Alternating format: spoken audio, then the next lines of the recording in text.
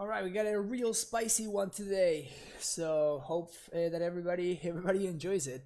We got Saheeli Amulet. This is a donation list, and this was donated by one of the regular viewers of the stream by the name Grug, and they wanted me to play this pile that we see over here. So we have some interesting card choices as well as some deck construction requirements that we had to go through, but hopefully everything will work out. First of all, yes, we're playing primetime. Okay, we're playing our regular Amulet shell with our bounce lands or amulets, primeval titans, some ramp in the form of a royal grazer, and Azusa. As most of you are gonna be well aware of, I don't really like this card. However, there's a very strong incentive to play this over Tribe Scout in this particular list in order to help protect the Planeswalker, and second of all, be able to play Saheeli right on turn 2 with higher reliability. So first thing to be aware of is the presence of Saheeli and Felidar Guardian does stretch our mana base, right? Now we're playing straight up 4 colors in our main deck. Because of this, we had to make some concessions, and we see either Hub and triple Crumbling Vestige. This is the split that Greg decided to go with. I don't know if maybe we should be doing 2-1-2. Again, I didn't want to make any changes to the list before I actually know how it plays out. But I do agree that we definitely need to make the mana a little bit more flexible. Of course, this cost us in our utility lands, right? These are a very real cost. But hopefully it will enable a different angle of attack and an infinite combo that we can enable just by naturally drawing it or thanks to Finale of Devastation. The question is whether we want to play Finale of Devastation or Eladambre Skull. Both of them are reasonable choices. I think that going for Finale gives us like a more, basically just like a stronger, more robust card.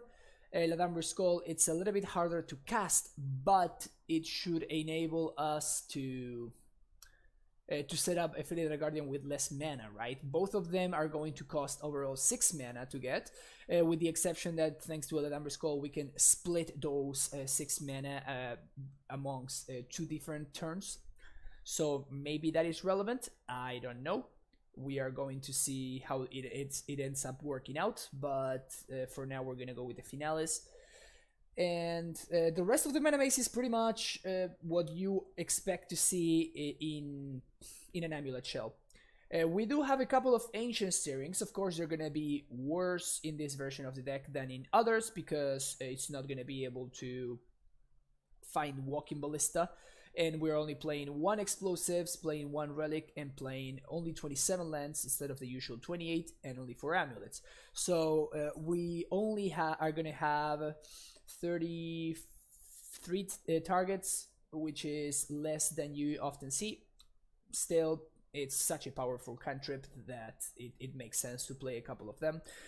Maybe we should be playing something else. I could even see potentially adding another Azusa.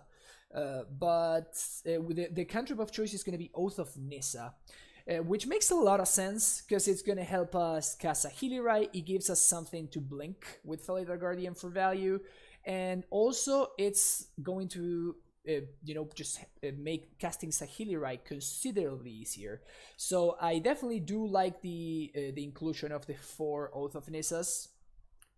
I know, King Antona, this is a very big cost in the current metagame. So we're definitely, the cost is a Bog. The payoff is we actually have an infinite combo in our deck that we can put together as early as turn 3. So yeah, I guess you kind of have to balance those out and see which one you like best. So hopefully we're gonna get there against the Hogaak Menace thanks to this combo. Because if we are able to assemble it, Hogaak doesn't really play any main deck hate, so it should be cool. Anything else we want to talk about the main deck? In the main deck, I don't think so. I like the inclusion of the One of Pact, of course, helping us protect our combo. Playing one less Summoner's Pact might be troublesome. I understand the decision of wanting to play Finale instead of the fourth pact, because Finale finds the other combo piece instead of just Summoner's Pact only finds the prime time. But I didn't want to make any changes before we actually kind of try it out and see how the list plays out. But I think that's all I want to talk about in terms of the main deck. Now, when it comes to the sideboard, we have both Path to Exile and Kozilek's Return as our removal suite. I like the paths. Maybe the K returns are gonna be a little bit greedy. I mean, it's just we're gonna see how hard to cast they are. And again, this is even more of a reason to want to make our mana base a little bit more flexible, right? But the K returns and the ability to instant speed makes me want to err towards the side of Aetherhub instead of wanting to err towards the side of Crumbling Vestige. And we're going to see whether that comes up or not. But that is definitely one thing to consider, especially with another one of our removal spells is an instant speed removal spell. We're gonna see if that comes into play. And then we have another Pact of Negation. Second Pact of Negation. Again, the idea is we want to be able to protect our infinite combo. So we're gonna see how that works out. And then our classic heavy hitters in Rex Age against artifacts and enchantments, Nullhide Ferox against like BGX, Jund, and all those decks, and Hornet Queen for humans, affinity, etc. And then we have our utility lands, which of course they find their space in the sideboard because there's no room for them in the main deck because again of our color concessions that we needed to make. And then we have our Grave Hate, Woki B, an All-Star, and a Redundant Explosives in the sideboard for the matchups where we want to draw those.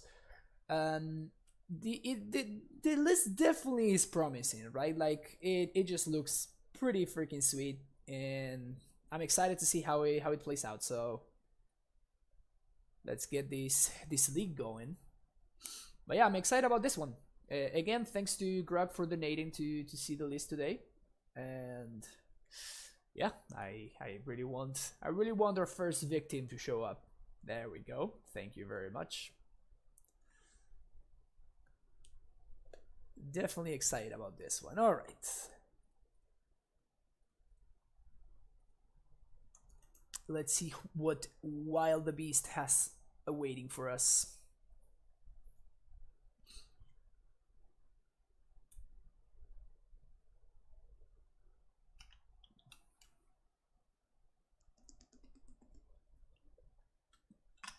Hello, opponent. Hello, opponent. Please. There we go. All right.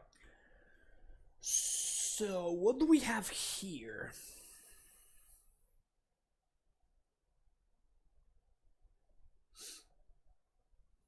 I wonder if this is a keep or not.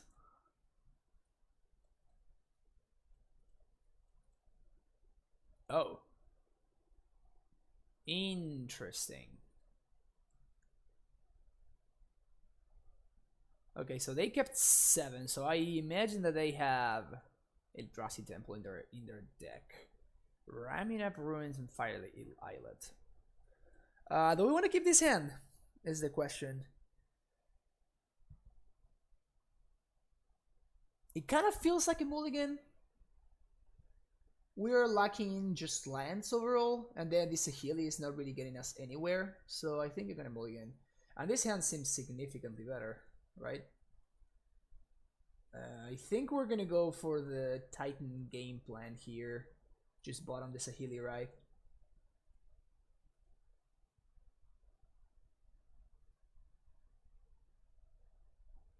Turn 1 chalice for 1. Alright, so I'm very happy that I bottomed that previous hand because it was gonna be super freaking slow. It's nice that this also slows my opponent down, which is cool. Nice. Prismatic Vista, being able to fetch for both a mountain and a wastes. Value. Brutal. Brutal. So we're not going to be able to cast this one, so I think it's better for us to go for the Semi-Growth Chamber here.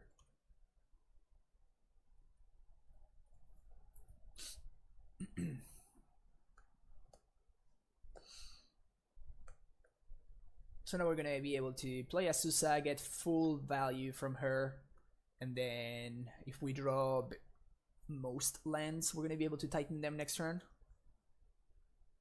Uh-oh. Did they have another Spirit Guide? Yeah, they did. Alright, bye-bye Azusa. Bad beats. That is a dagger. That really is a dagger. My opponent just had the Nutter Butters. Alright, take 6. Chalice on 0, sure. We're gonna be 1 turn short. 1 turn too short of stabilizing. I guess we can find like Colony Garden would be sweet. Nope. 1 turn too short. The good thing is that my opponent did not see our tech, so that's cool. We definitely want Rex Sage, Hornet Queen, this guy out, bring in Paths. I don't think I want Ghost Squatter.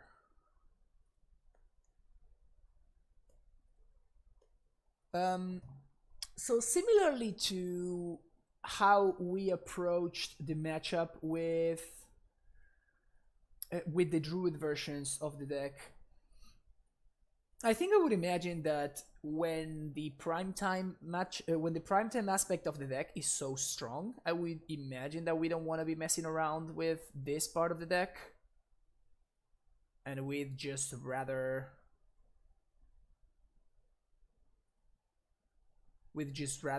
basically be a slightly worse primetime deck.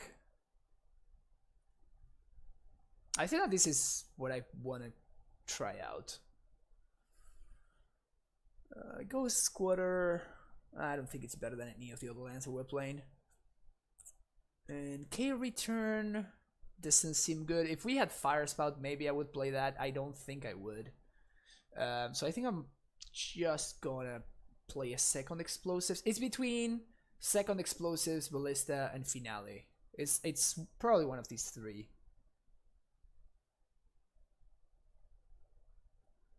Maybe the Finale.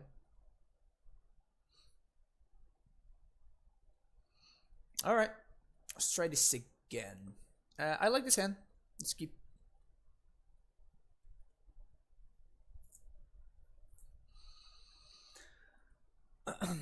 Unfortunately, Oath of Nissa significantly worse now that than Ancient Syrinx, now that we don't have access to the Saheelis. So,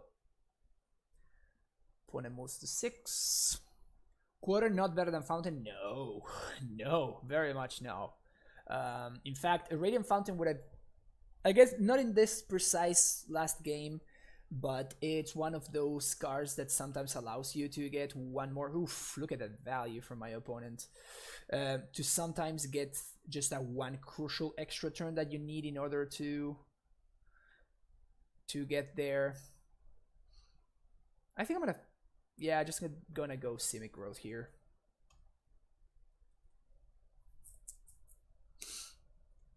I'm not gonna be able to Oath of Nissa this turn, unfortunately. That is probably just fine though. Play Semi-Growth, pass the turn. And now, hopefully no TKS. Just please cast your Eternal Scourge. Uh-oh. Uh-oh. Uh-oh. Yep, Legendary Land. I know, it's weird. I know, it's weird. My opponent said they clicked the wrong land. That's brutal for them. Yeah, that's probably gonna be game over for us now. So we're gonna sequence this like this. Susa first, and then T-West and Crumbling Vestige. And I know that I could have played the Amulet. My opponent has a Blast Zone in play, so I don't know whether I want to, honestly. And here we're definitely picking the Hornet Queen. So now we're gonna be able to like this game is over. Even if my opponent chalices, I can Titan them next turn, because if they chalice, that means that they can't do anything else. And if they TKS me, now they have like whichever one they choose, it just doesn't matter. We're just gonna play the other one. So they're probably gonna get the Primeval Titan here. At least that would be the correct pick.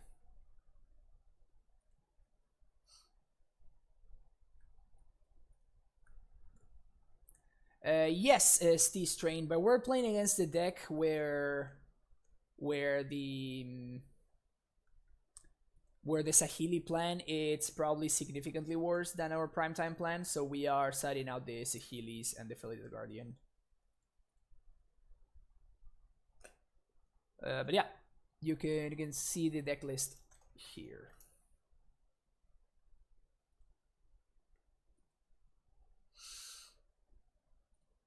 Interesting pick.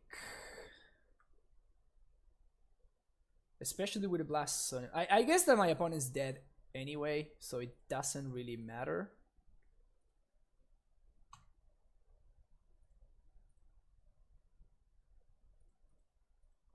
This is just impossible for them to overcome, basically. So it's not like my opponent's decisions matter there. So we're gonna do Crumbling Vestige and Simic Growth, Boros Garrison and Simic Growth. Bouncing this and bouncing this. Play this out. And Sanctuary, sure. Pass the turn. If my opponent attacks, I'm not gonna block with the prime time, and then they're probably gonna lose from there. Yep, just concede. Makes sense. Any changes? So Ghost Squatter is effectively making my opponent go. They show that they're splashing red, so I'm expecting like basic mountains and stuff. Same thing with wastes. And Ghost Squatter is basically gonna be either destroying a mostly irrelevant Blast Zone like the one that my opponent had over there, or it's gonna be destroying a Eldrazi Temple, taking my opponent from like 4 mana to 3, so I don't think it's worth it as much as the other lands, which help me cast my spells or help me stabilize. So I think we're gonna go with the same list here. Only thing I could see is adding the second explosives in place of the finale because of Chalice. But that's pretty much it. How you doing, Steve Strain? And yeah, you never need to worry about asking for the deck list. Yeah, this is not a keep, unfortunately. This one is gonna keep, and I think I'm gonna bottom the Slayer Stronghold. My opponent moves to 5. So unless my opponent chalices me for a 1-on-1, we're gonna be in a very good spot. Okay, they kept 6. No chalice for a 1-on-1. Sweet. Great for us. Make a blue mana for value.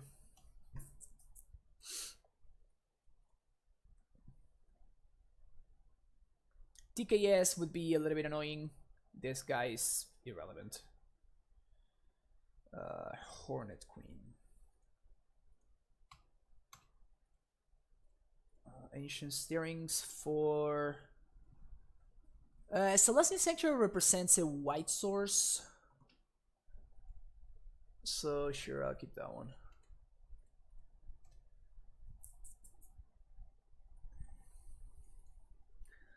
I could really use some ramp right here.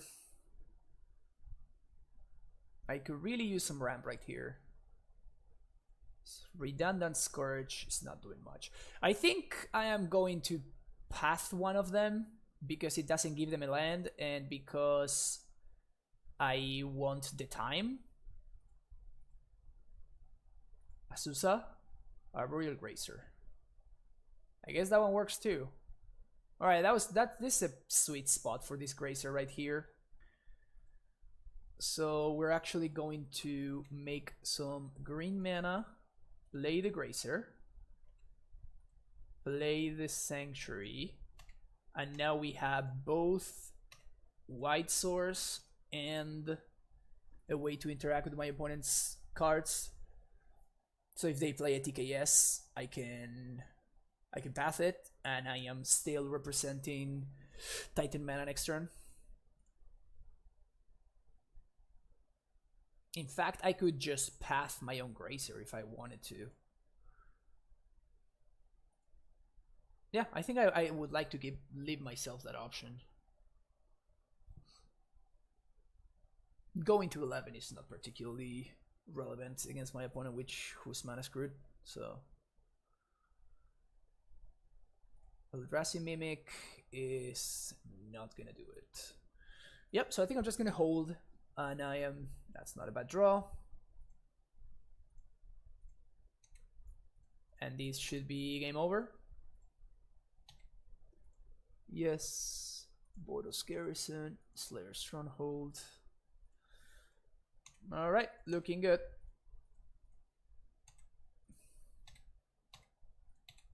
Swing, yes. And we're gonna do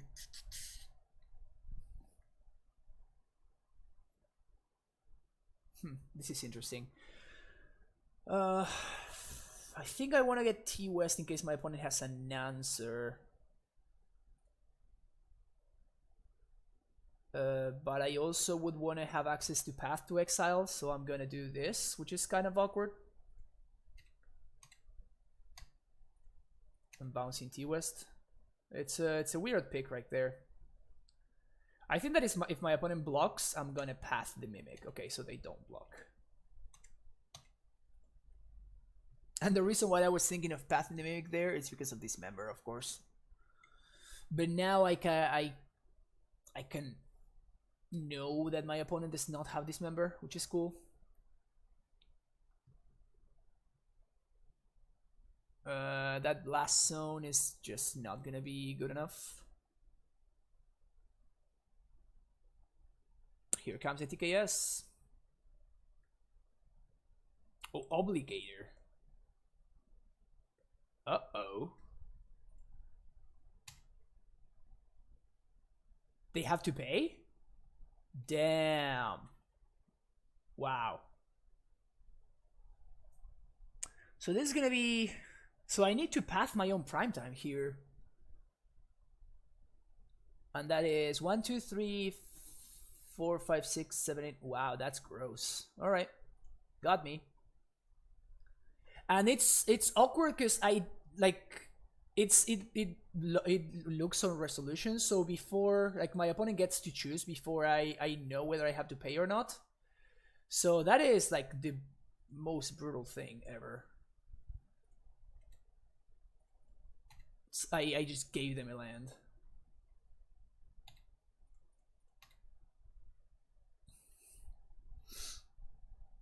That's very dangerous. I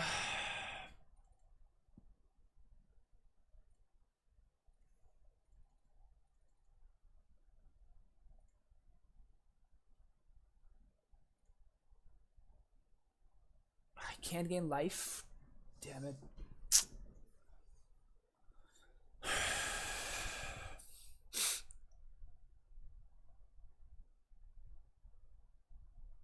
That was insane. That was insane, yeah. If only I hadn't had to give them the land. What can I do? I would really like to find a way to set up transmuting for next turn, but I don't think there's any way to do so. And this makes me making me miss Aether Hub over Crumbling Vestige. Yeah, usually the way that I end up losing this kind of matchup is because of precisely this card. So they would need a second red source, and they can Ramin at me.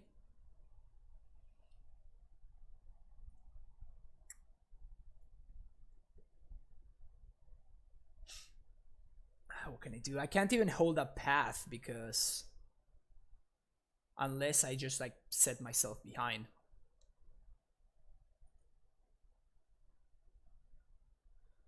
Yeah, opponent played it well.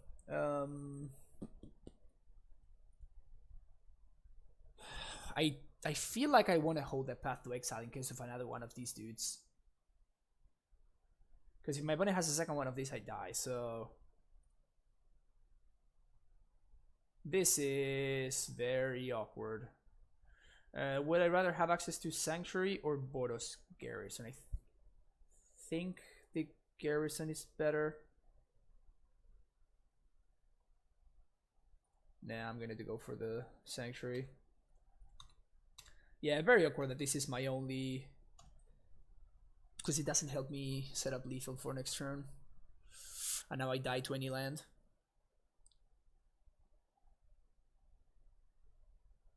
Alright. Gotta draw something.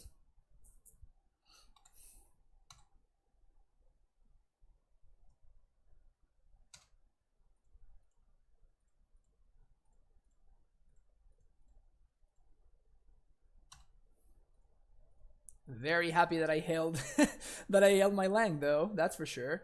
That I held that path to exile. Discarding that one. The only problem is that now I have a single turn because I gave my opponent the second red source for Raminap. Oh, they don't have another mountain? What? Prime time? Ugh.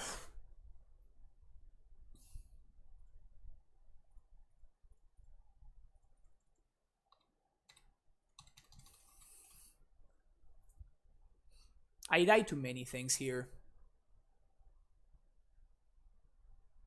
Oh, they just had the land.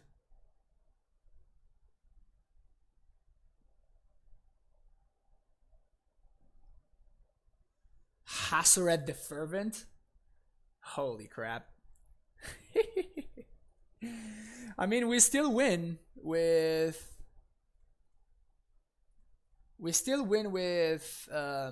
a prime time off the top. Hashtag never punished. Play well, get rewarded, they say, huh? Boom! Boom! And the best part is it had to be exactly prime time because of the chalice. That was sick! Whew! That was tight! That was tight. Yeah, they top deck very well, but we top deck better. That was real tight. Oh, this is how I like playing Magic, huh?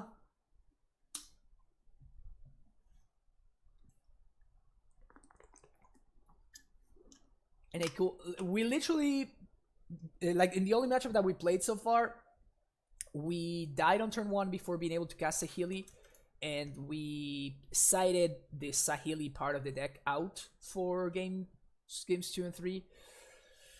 I'm gonna keep this one more as an experiment than anything else. Uh-oh.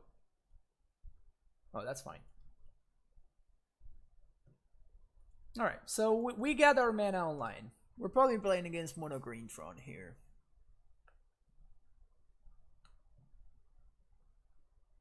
Yep. Sylvan's Scrying.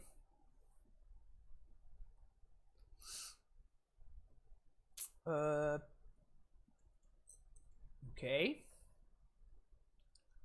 Steerings into Growth Chamber. Okay. No Felidar Guardians to be seen yet. Make some green mana here to Oath of Nissa. Next turn we're going to be able to cast Saheeli. Hopefully we find the Felidar Guardian. No Felidar Guardians still. I think this is awkward, but I think I would like the untapped source, honestly. Attacking with plant, obviously, for value.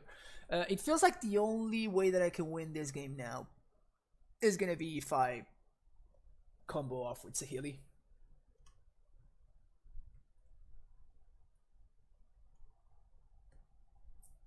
Blast Zone? Sure. Towers there. Second Relic. You got it. And now, oof. Yeah, I don't think that one's gonna be good enough, honestly. I feel like Saheeli kind of just needs to find the...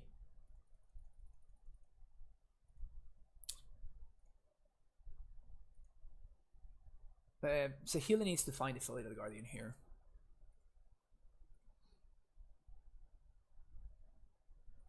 Bottom the basic forest, pass the turn.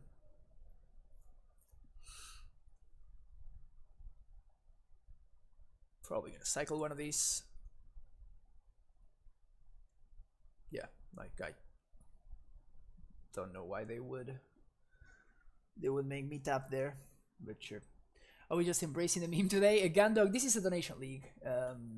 Grug donated to the stream because they wanted to see this their list played here today, so that's what we're doing. The point is like, what the hell am I playing against? Yep, that's probably what we're going for. We're getting that value. Walking Ballista. Okay, so my opponent found the line. Blast Zone Ballista for 1, I assume. Yep. This effectively deals with the Saheeli combo, unfortunately for us.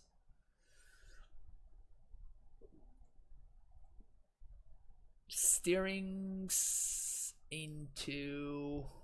Do any of these lands matter? Not really. Just the T-West, I guess.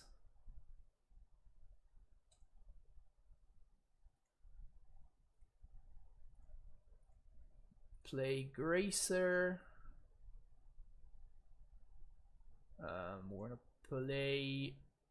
we can play a bounce land, or we can play...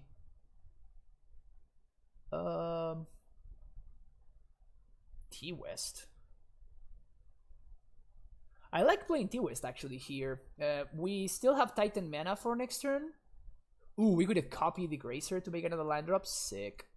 I'm gonna put that one on top, yeah. Yeah, and now... yeah, unless my opponent has Tron and something very good, we're gonna be in a very solid spot here. But they need something good here.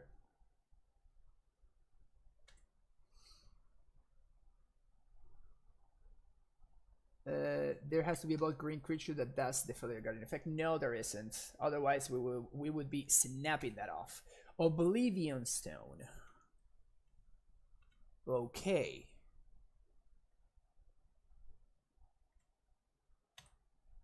Okay.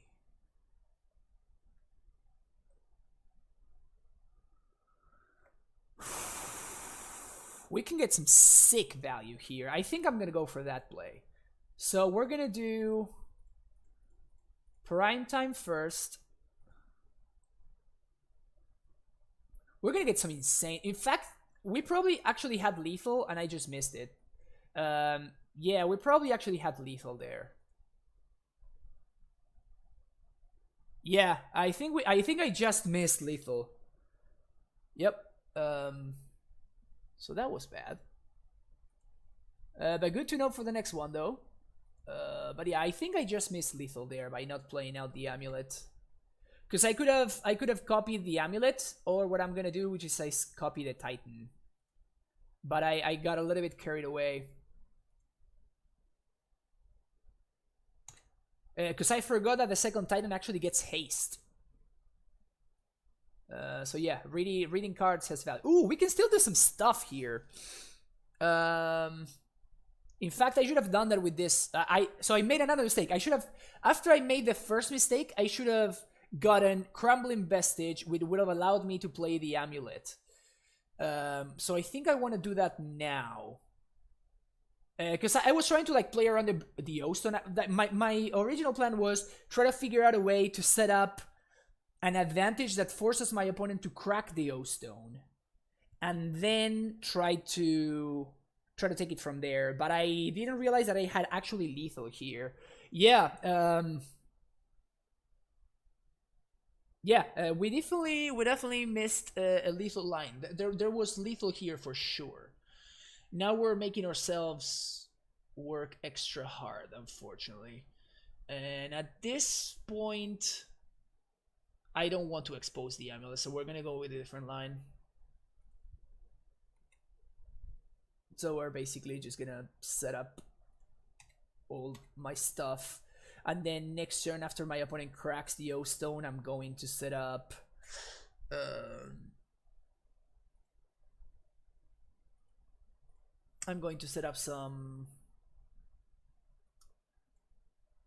some like unsurmountable advantage thanks to Pact of Negation. So I'm interested in getting all like my blue sources into play and stuff in this turn, and next turn post O-Stone crack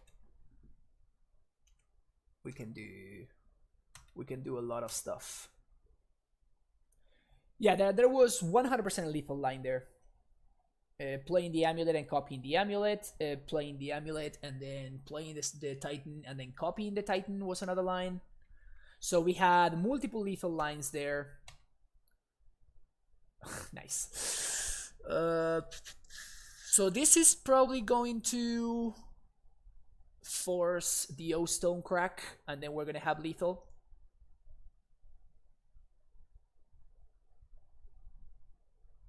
All right. So I guess they're gonna crack on attack step, which I guess makes sense.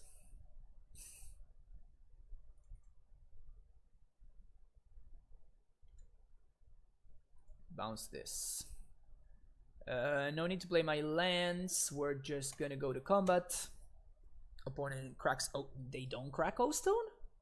What the hell?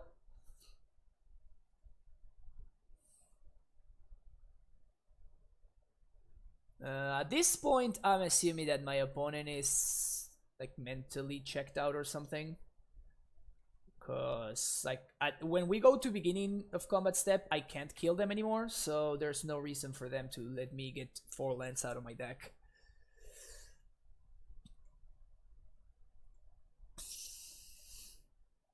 And I don't want to expose the Slayer Stronghold, that's why I leave it in my deck. Like my opponent's gonna force to crack now because this is lethal for them. Yeah. So this is me just trying out the deck and not being particularly aware of all the interactions and stuff.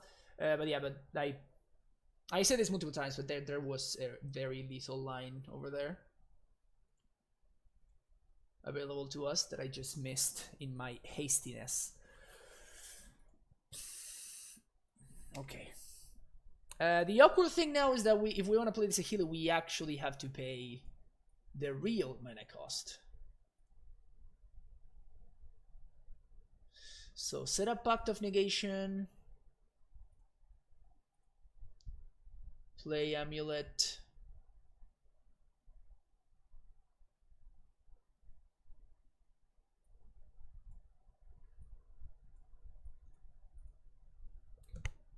they concede.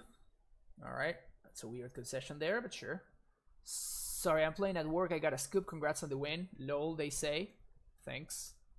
Okay, we win the match. Alright, that's weird.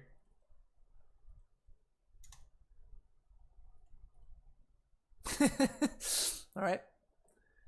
Yeah, I'm starting to suspect that we're gonna need to slow down a lot when playing this list. Because the amount of lines enabled by Saheeli is kind of absurd. Gonna head home, probably gonna miss the rest of the match, but gonna tune in when I get back. Sweet. Thank you, Scotties. Thanks for hanging out. Yeah, my opponent said that they were playing at work, which seems irresponsible, but who am I to say? I'm gonna keep this. Double Amulet bounce. Sign me up. Azusa wins here.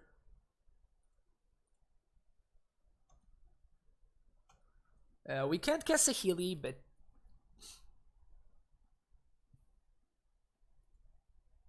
alright. Second Amulet. And I think it's better to hold this in hand, so we're just gonna pass the turn here. We need to draw any land. Ooh, nice. We're playing against inferior Tron. Ugh. Continue holding. The good thing is that my opponent can Thought Knot Seer me here, and I don't really care. I would care if my opponent plays like something stupid, like if they play Tron into like Karn or something. That would be problematic. But we're still like one turn away from winning with either a Susa or a Pact or another Amulet, or we are 2 turns away from winning with literally any land in our deck. Oh, you gotta be kidding me. Okay, never mind. Now we're super far behind. That's brutal. Play bounce and go for Saheeli next turn. Alright, I mean, that's gonna be our play from now on. Like, my opponent.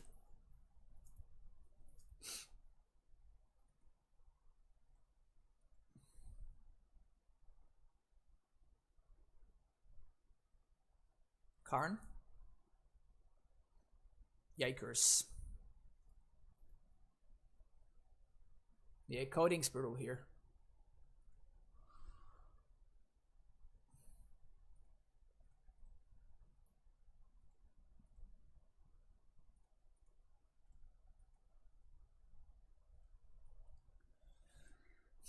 Yeah, maybe I should have like maybe playing Saheeli was the correct line. I should have started like trying to scry and try to dig. Man, this version of the deck is definitely something, huh? Bye bye Simic Growth. Yeah, I don't think we're gonna be able to beat this now. Seems tough to beat this one.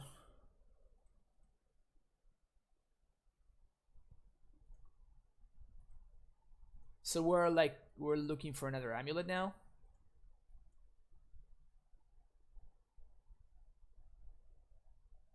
I guess now we're kind of out of outs. Oh, they just lattice me here. All right, we got guts. We got guts. That blast zone was bad. So my opponent's on E-Tron, Rex Sage, Ferox, Queen, Ghost Squatter, and that's it.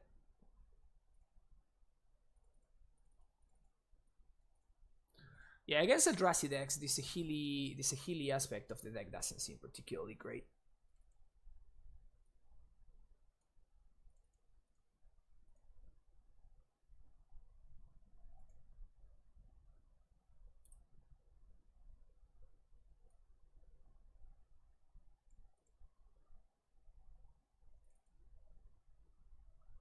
We're just gonna leave one of them for value.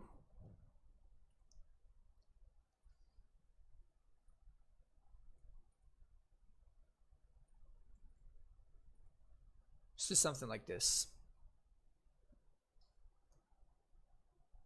Surprise, there's no Lotus Cobra. So the thing is that Cobra has a very real cost, honestly, which is that the card is pretty bad by itself. Like if you're not doing something else besides the Cobra, it's just not a great card. Like it just ramps, but like we are just so good at ramping anyway.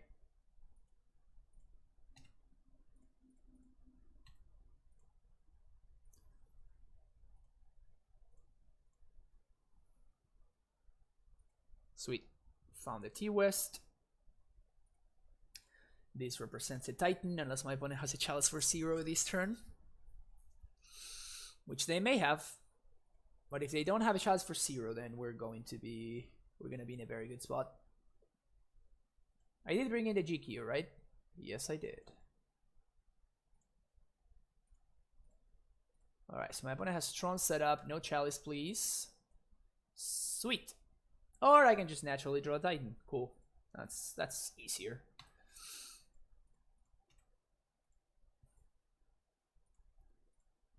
Never didn't have it.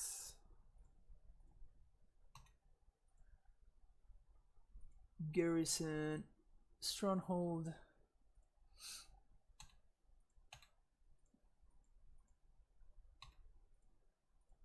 Replay. Protect Stronghold. Attack. Yes. Sunhome. Simic.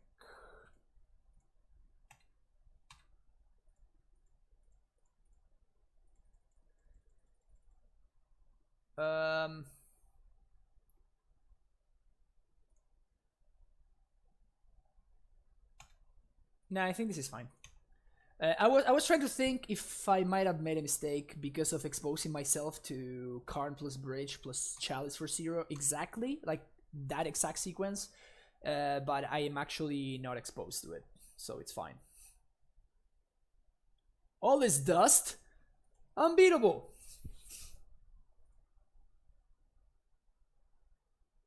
One, two, three.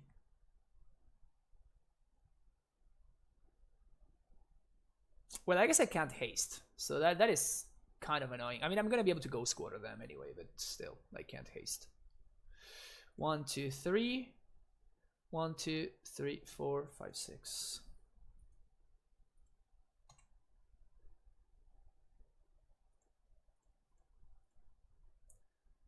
And we're gonna bounce the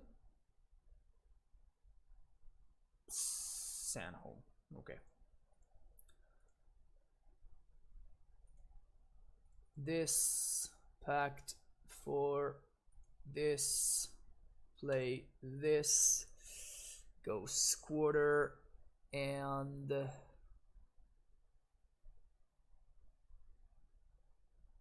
could get another Simic growth, or I can just get another Tillery West. Draw step, we're gonna destroy the mine. That should be enough to win the game. That's the one that they fetch for. Why don't we have Teetering Peaks to have 20 damage Titan? Because it's unnecessary, first of all, and second of all, because it's a terrible card to play in your Amulet deck. It's an enter the battlefield tapped land that doesn't tap for green. And whenever you have any card that is that bad, then it's really, really tough to justify playing the card. I've tried an Amulet before. It was cool to be able to double strike it one Amulet. It turned a lot sooner. You mean the Cobra Steed Strain, right? Yeah, the card is not very good though. It 2 mana 2/1. It's not what you want to do. But yeah, Conan, I just think that it's unnecessary. It's a bad card and it's just unnecessary. So there's no real reason to play it. So this hand is fine as long as we find lands. If we do, we're gonna be in a really good spot. Okay, that's a terrible draw. That's a very, very bad draw. And because I have a redundant Grazer, I think I'm gonna use this turn to, like, I'm gonna hold the land for this turn, because if I draw an Amulet, it's just so much better for me to hold the bounce land in hand. In fact, it's going to give me a turn 3 Titan, a turn 2 Titan, right? So I play Amulet, I play my land for turn, go square. 1, 2, 3, 4, 5.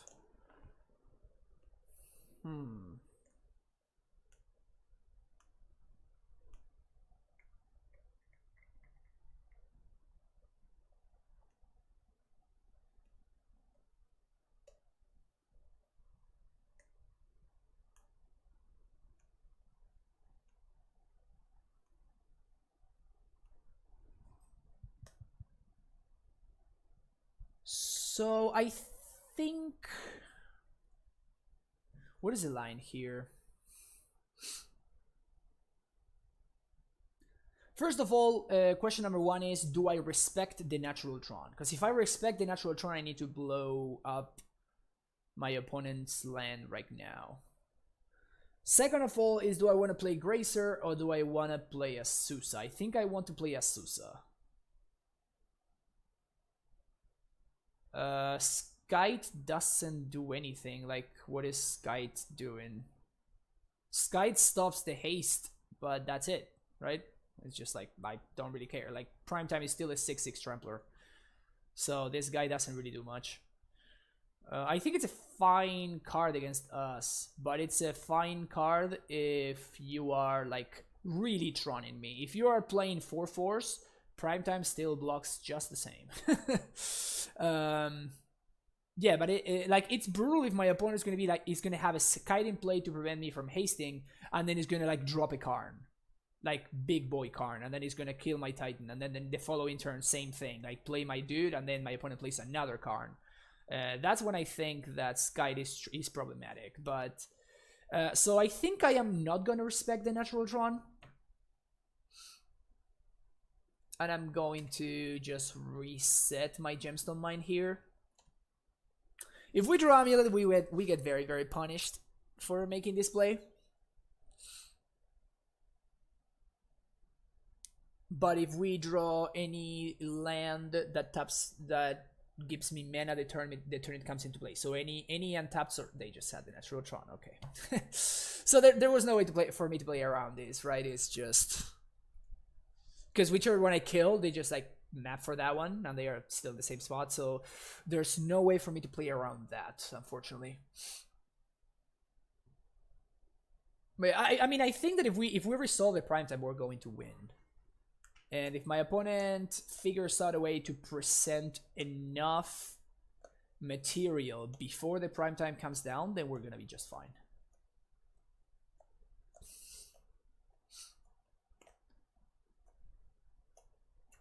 We can pact for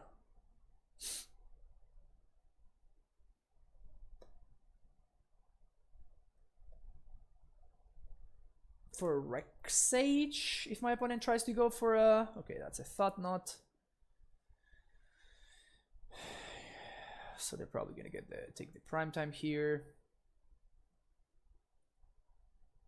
I don't want to have 6 because if they a Chalice on 0, then I want to make sure that I pact in response. Get another Titan, because I can still pay for my pact my next turn.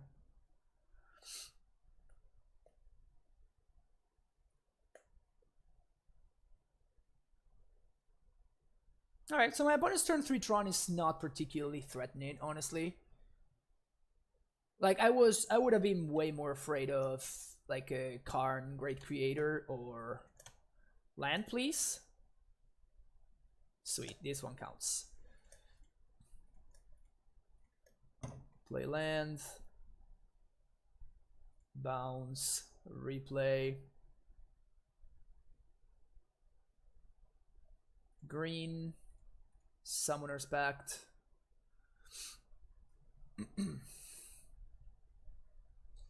Pact for Primetime. I see this Spell's Guide is not doing anything really. Set up my... I guess I can't set up a Titan, huh?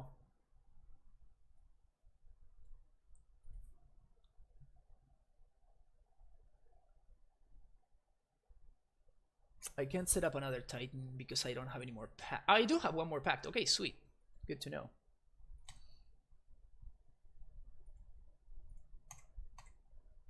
And now we pass the turn.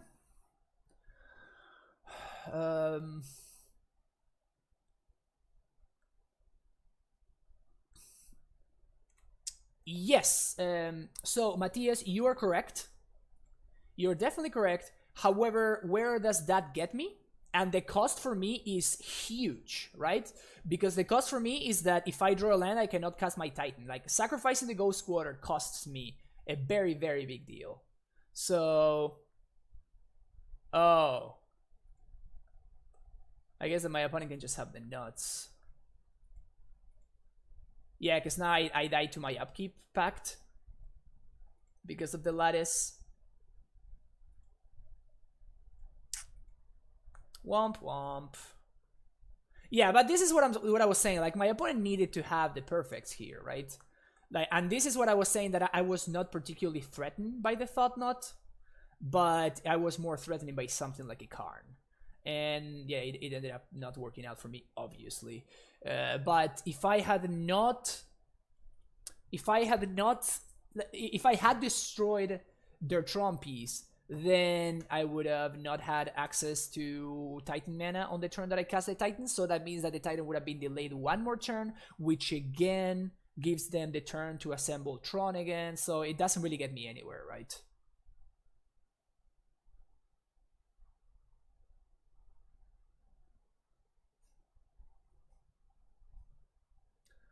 But yeah, so I think that is I don't think that is something that we could have played around. I don't think. I mean, the only way to play around is just like assume that my opponent doesn't have it. And oh no, we could have played around it. Damn, yeah, we could have actually played around it. Because we could have bounced the Ghost Quarter, and we could have. Yeah, I totally missed that. We could have bounced the Ghost Quarter and replayed the Ghost Quarter.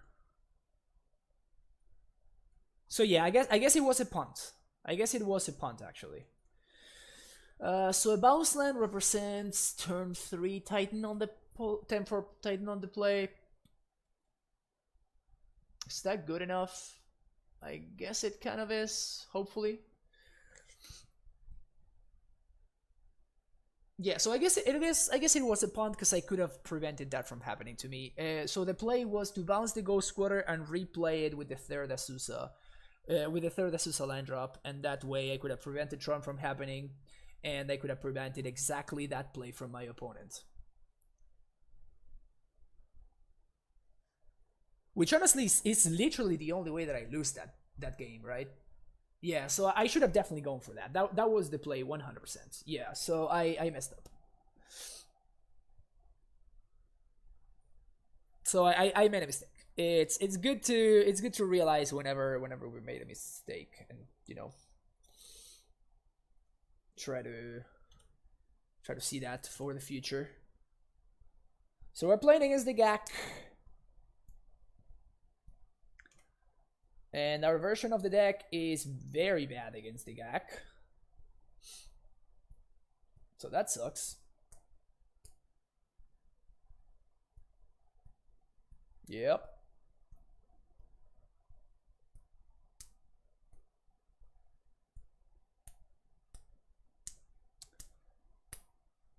Cool.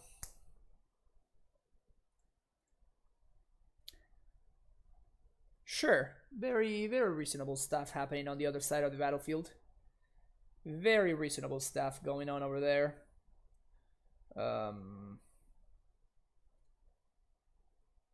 So I guess that the Kalni saves me more life because I get chump the Vine.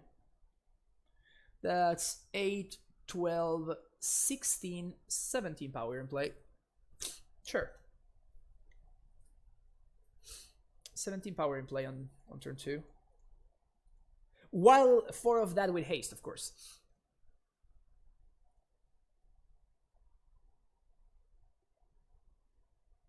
Alright, this card is proving very good right here, not gonna lie.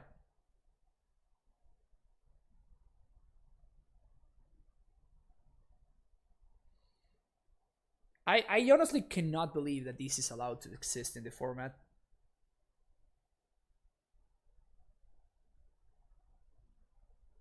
It really blows my mind that they printed this card to begin with.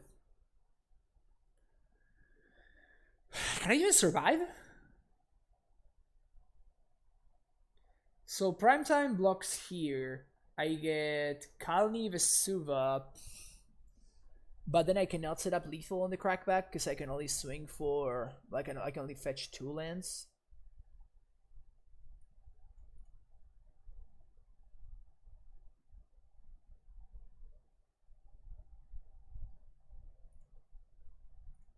It really baffles me that this is legal.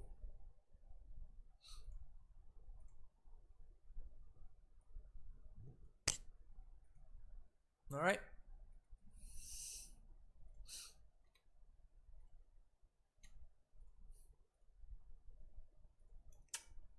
That's what I got. That's all I got. That's what I have. I don't have anything more than that.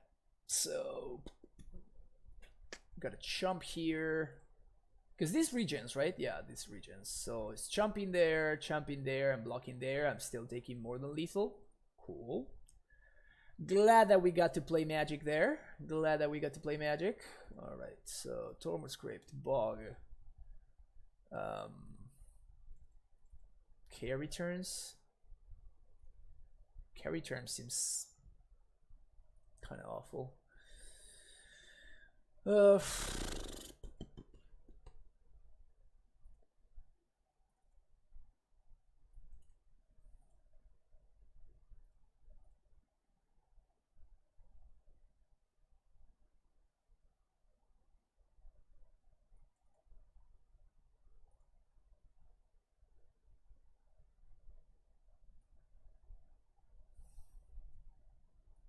I just don't think I like Kozilek's return. It's probably better than explosives. No, explosives is better because it kills the carrion feeder. Alright, try this again. Try to keep steerings, but I mean, I need the Felidar Guardian combo. And I need the prime times.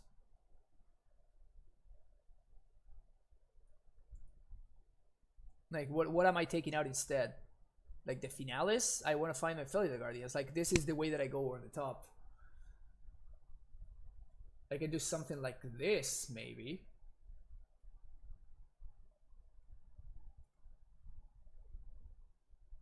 I do think that Amulet is the most important card in the matchup, but I think that here we actually have an alternate game plan that might be good enough.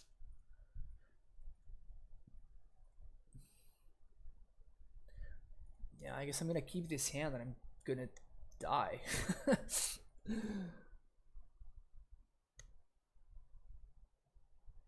Which is right after Vegas, so if he dominates there, hopefully it gets spammed.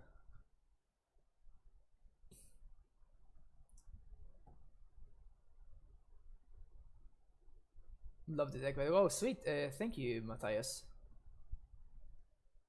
Okay, so steerings into Amulet. Okay. So I'm gonna play the Amulet next turn because I have to, and we are so gonna get God by Force of Vigor. Like, we're so gonna get God by Force of Vigor. Well, this gives me some value at least.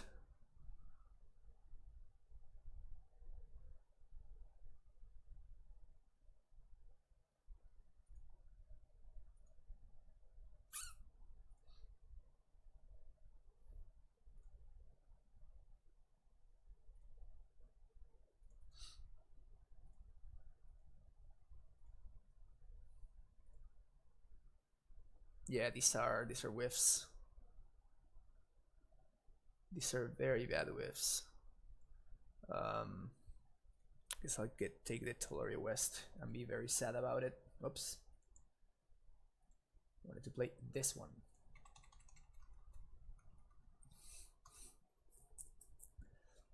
Yeah, but the Crypt is gonna save me. It's gonna gain me some time, but it's not gonna be. It's not gonna be game win. Didn't I just say this? Didn't I literally just say this?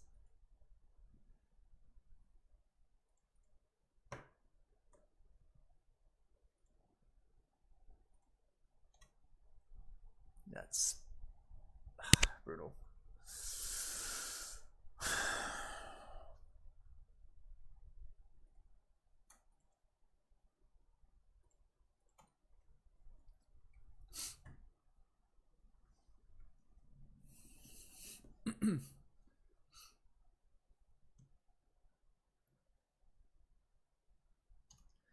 Here we go.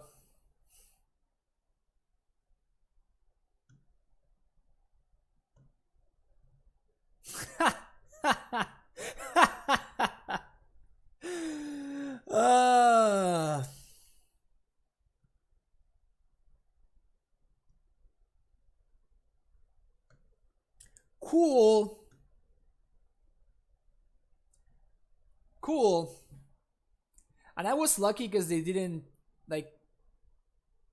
Wait a second. Oh, they cast... Okay, that's why they did Vengeful. I didn't come back. Because they cast the guy, like, before. It's fucking absurd. Okay.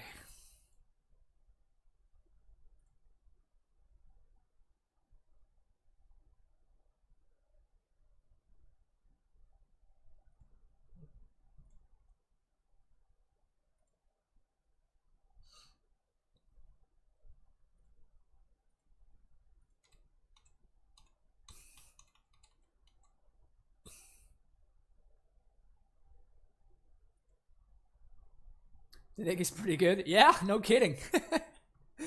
No kidding. And this is also my opponent, like, exile the Divine to the Force of Vigor too.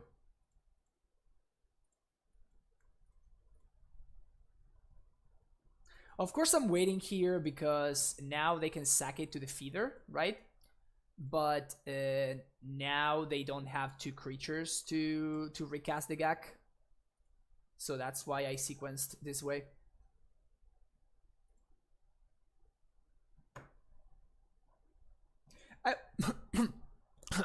I would not be surprised if they are able to, like, recast this Hogaak this turn.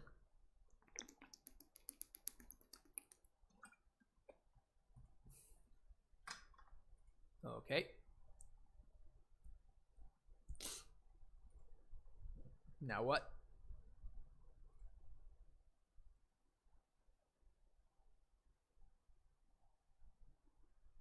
Yep.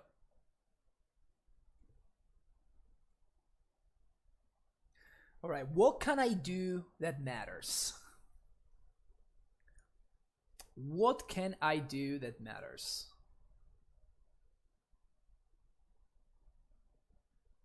So the only thing that matters is for me to get a Primeval Titan into play, right? That's the only way that I can win this game. And then that Primeval Titan gets me the Bojuki Bog and hopefully an Engineered Explosives to kill this guy, because this guy is going to outsize my prime time too.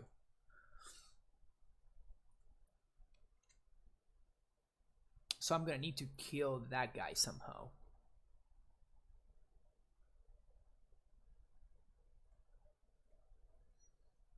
I just can't believe the fact that they just do all that stuff and, like, it wasn't even card disadvantage for them. It wasn't even card disadvantage because they get rid of 2 of my artifacts. So it's up there with Blessing Shoulder Infect, I feel like. I mean, it's there in a different way, I guess. So if my opponent finds... Is this enough to get... They found, like, the literal best card they could have ever found? Really? They top deck the Gravecrawler? This grows the Troll, this gets the Vengevine back, and this casts the Hogaak. And grows the Feeder too. This is insane. This is just plain ridiculous. This is... Oh my god. They have exactly enough to cast the Hogaak.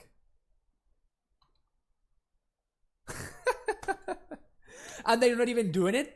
Dude, you sack the fetch. You sack the fetch, that's your second creature, you tap everything and you cast the Gak. Like, what are you doing? 6, 7, 8. My opponent's just giving me an out. Alright, so 6, 10.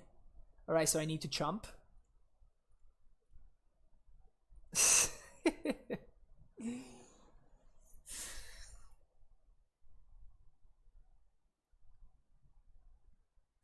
Feels as impressive as the Eldrazi was while being almost as fast as Shoal Infect.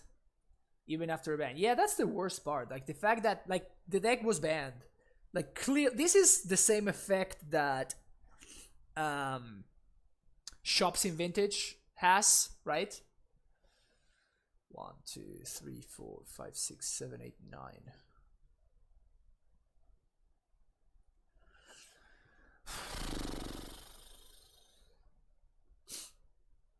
Is there a line here?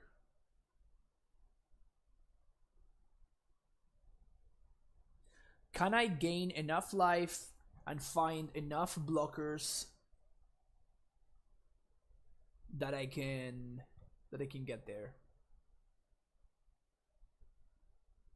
So I packed for Titan. Titan gets Colony plus Fountain. I go up to 6. I copy the Titan.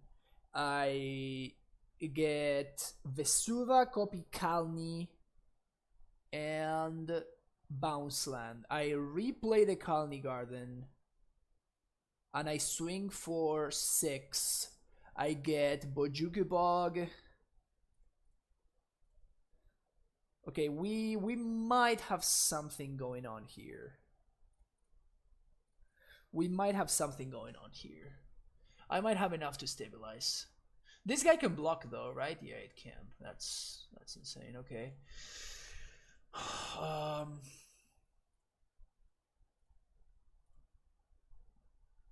I need to set up double strike for next turn while doing all of this. So that's there.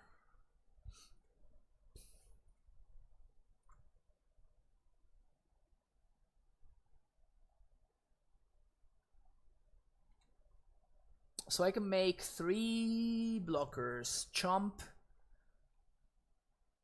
chomp, chomp. Block here. I guess block here if they attack. They're probably gonna leave this guy back to block. I need to bug them because otherwise the Gak is going to outsize my Primeval Titan.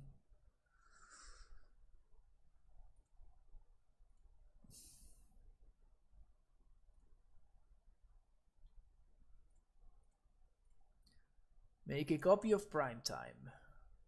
Yes.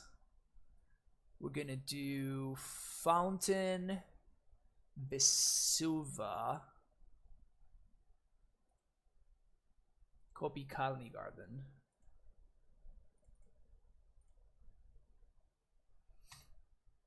And then we're going to attack. Yes, get Bojuki Bog, Sun Home.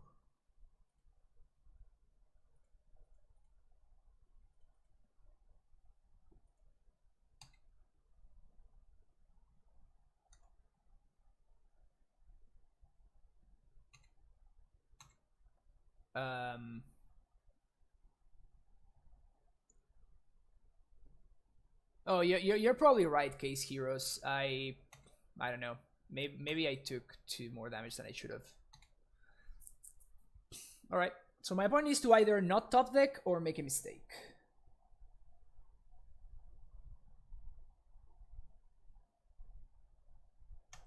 Wayfinder.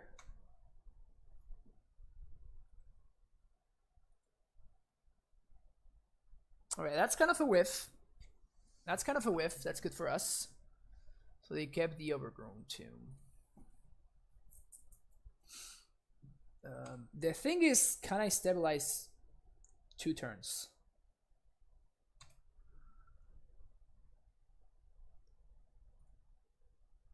Is all of this coming at me? Well, my opponent, I guess they didn't put themselves there on board. Never mind.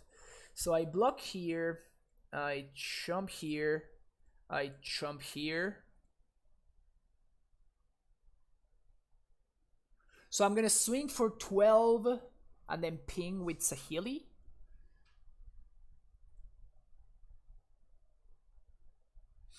I'm taking 4, but that's fine. So they regen the troll. That's okay with me.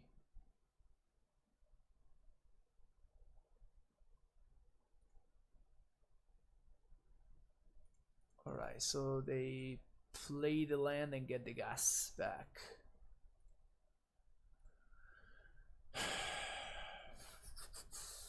One, two, three, 4. Sweet. Do I have enough? So I have 8 plus 6. So that's 14 plus 1 from the ping from the Saheeli. Okay, so we get there. Wow, we won this game. I am very surprised that we got there. I am very surprised that we got there.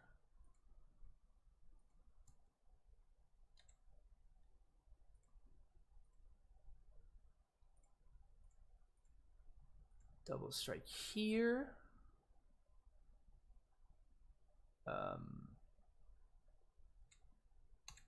And we attack for lethal.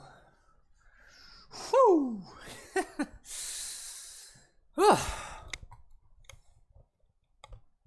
Saheeli is kind of nuts.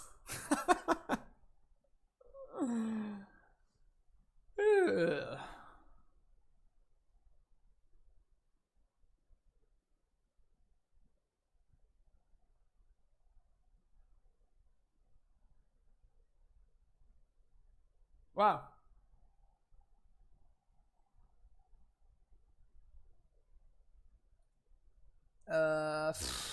Somehow we managed to beat turn 1 Force of Vigor into turn 2. I have no idea how much power. Was it like 14 or 16 or something like that? Turn 2, Force of Vigor, your Amulet and your Tormod script. Turn 2, like, I don't know how much power into play, or was that turn 3? I can't remember. And we got there anyway.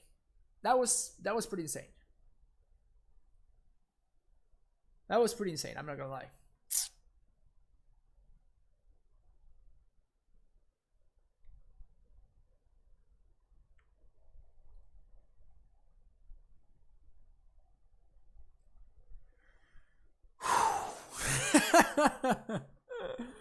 If you took Felida you won before, you can only pact for green creatures. Felida the Guardian is not a green creature.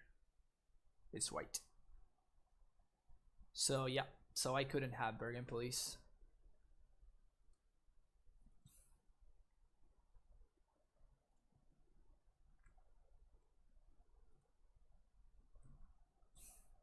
Have we drawn Finale yet? Not yet. Maybe instead of Finales, I should be playing the other pact or the Oath of Nissa.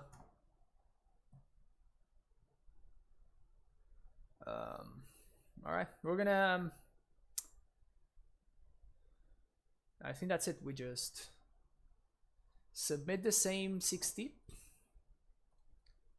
Move on to the next game. And now on the draw, we just hope that our opponent's draw is not absurd.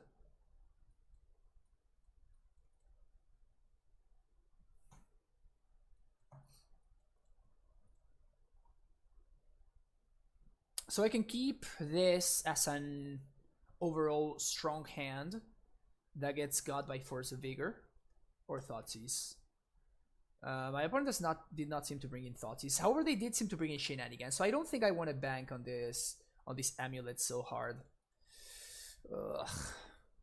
Guess I'm gonna keep this one, and we're gonna be on the...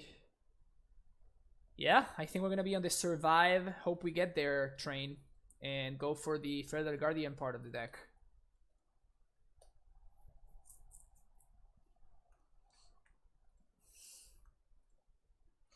Gonna see if we get there. Turn 1 Steering's trying to find this, I guess.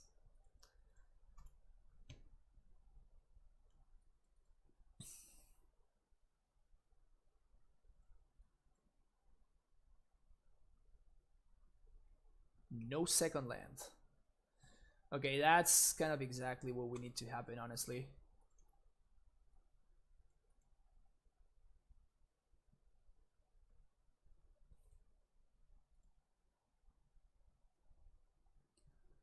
There comes the Hogaak.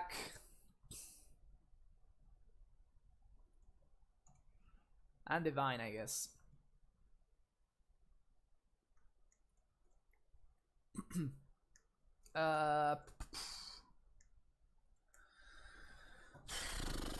So I think the way I'm gonna sequence my turn is gonna be this turn. I'm gonna play the Tolaria West and pass.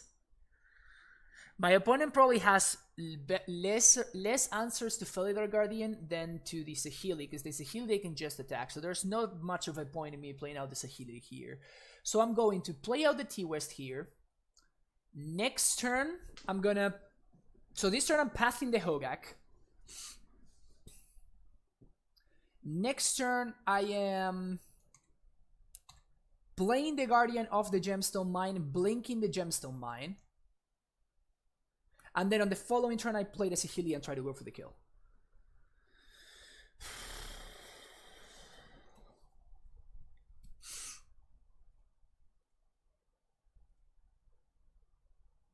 We die to many things.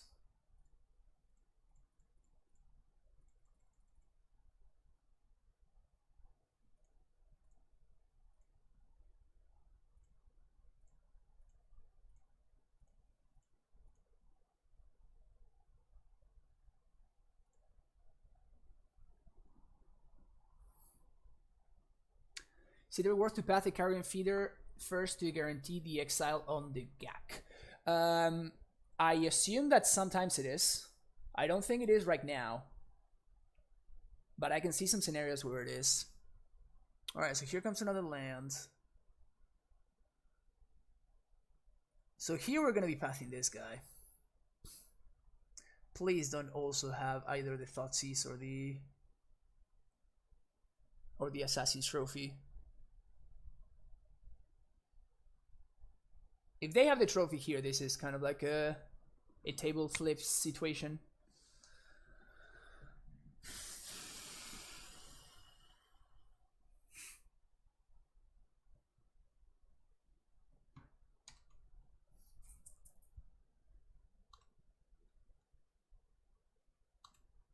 Wow.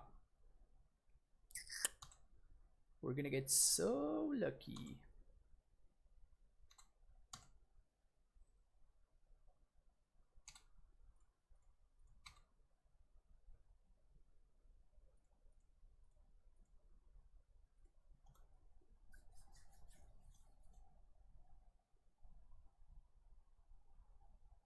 I don't want to. Yeah, no. I mean, I don't need to. If they trophy the Guardian, I get the land anyway, right? But it's just a matter of.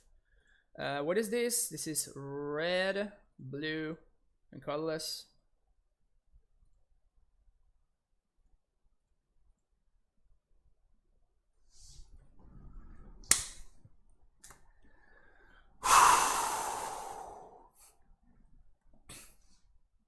Can we talk about the sequencing that went in that game?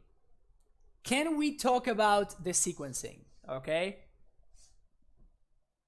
I can see like people just like, okay, let's get the Saheeli and then let's combo them off on turn 4. No. You gotta sequence your plays. We were extremely lucky. We drew 2 of our more important cyber cards in that specific scenario. We drew our one-off Felidar Guardian. And we naturally drew it. We didn't need to like finale for it or anything. And we drew one of our 3 Saheelis. Okay, so we got extremely lucky to win that game. Extremely lucky. But that was still a game that could have been punted away. Always think 2 or even 3 turns in advance. Step 1, opponent stuck on 1 land. Oh yeah, we got very, very lucky. Very lucky to win that game. What did we lose to? We lost to Eldrazi Tron. I didn't play around my opponents. Basically, single outer. And so I could have made a play that is worse in the abstract, but stops my opponent from having an exact sequence that they could have, which is not impossible, honestly, for them to have. But it didn't stop my... Basically, I left myself dead to exactly Karn the Great Creator. And then I was punished, because my opponent had the Karn. But I could have played around it by making a play that doesn't leave me as far ahead, but which was definitely the correct play. So I should have avoided that play. Like the correct play was the play that I didn't make, basically. So I definitely punted that match away. That's no question there. I'm not justifying my play. I agree that my play was incorrect.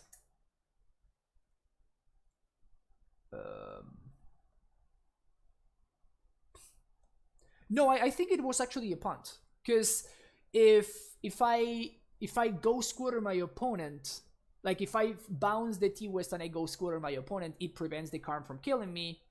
And it gives me one more turn, and then I untap with Titan, and I can do whatever I want, right? And after I untap with Titan, my opponent can't really lock me out anymore. So yeah, exactly. So it was definitely a punt. Do you suggest this version? I don't think so. I think this is a mulligan, by the way. I don't know why I'm taking so long, but that was definitely a mulligan. I think this is definitely a test version. I'm very surprised that we're 3-1. I expected to not do so well, but yeah, this version, like Saheeli did some silly things. Remember that you needed the extra mana? Yes, but I had to, instead of bouncing the T-West to set myself up for the following turn, I could have bounced the GQ and I had a Susa in place, so I could have made the extra land drop, so I could have prevented myself from dying to the thing.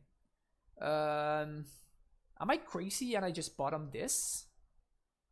There's no way, right? Like I have to bottom something else.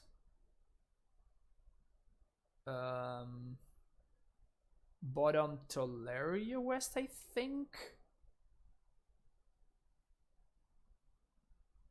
Now I think I'm gonna bottom the Summoner's Pact actually, because it doesn't help me. It doesn't help me get there faster. I need to.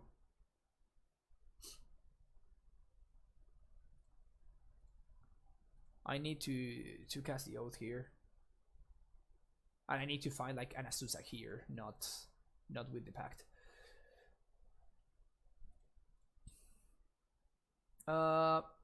Nice.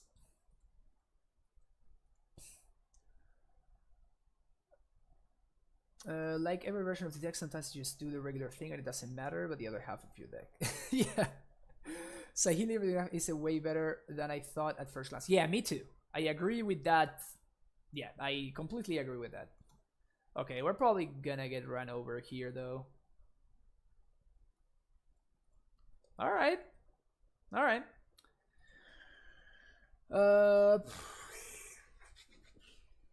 What to do here?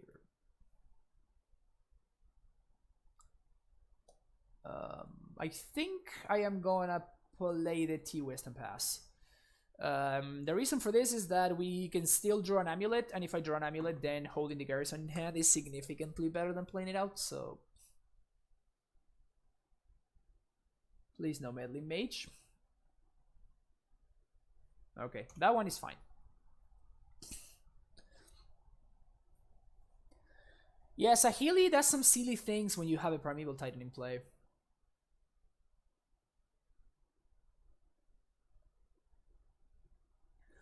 Okay, that's not a horrendous draw. So we're gonna do green here, 2, 3, Azusa, Boros, Gemstone, replay Gemstone, set up for next turn. And my opponent needs Meddling Mage exactly in this turn.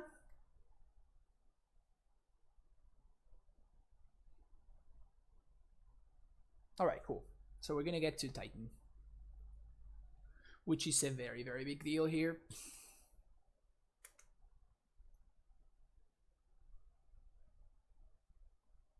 So 3, 6, 8, so down to 10. I think I take this hit.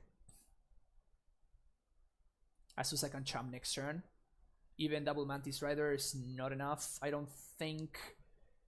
And on the following turn... we're looking at... finaling for something. However, I do want to do something here in terms of trying to play around Reflector Mage. Can I set up myself? No, there's no way I can make it to 12 mana. That seems ridiculous.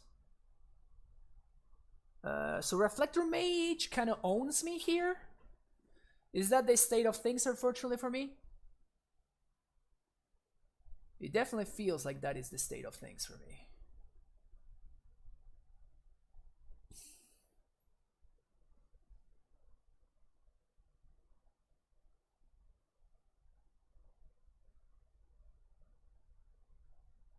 And I don't see a way to play around it effectively. I mean, I can finale for another Titan next turn, so that's cool in that. Even though they are maging my Titan, I still have something that I can do.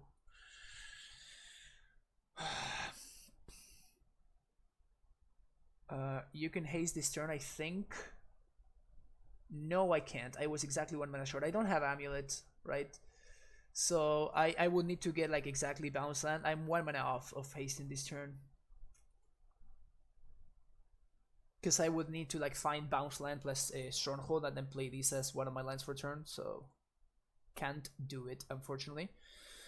However, what I think I'm gonna do is I'm gonna do Kalni plus Simic and bounce and replay the Kalni. My opponent cannot Reflector Mage and also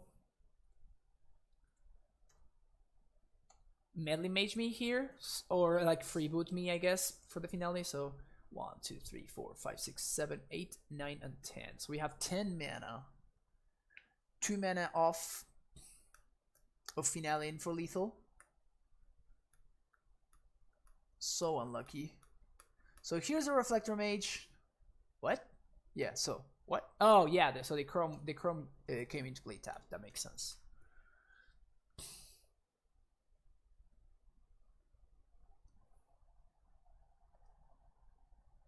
We can spend a turn to Gracer from finale. What? Why would we want to do that? We can just Gracer for another. We can finale for another prime time. That seems much better.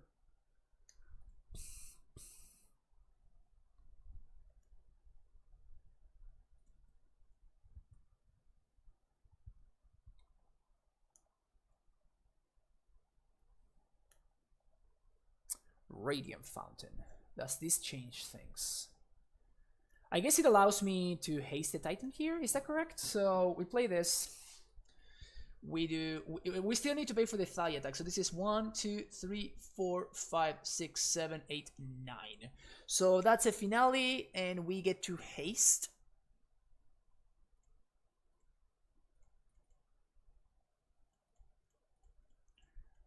Seems good, I guess.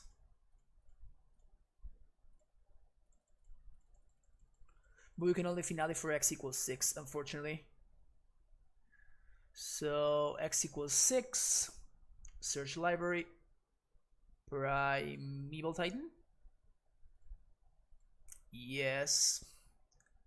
Here we're gonna do Stronghold Bounce.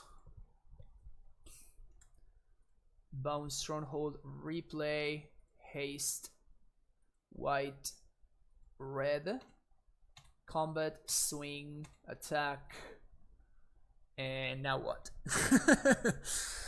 And now what? We have 1 land drop left, so we can either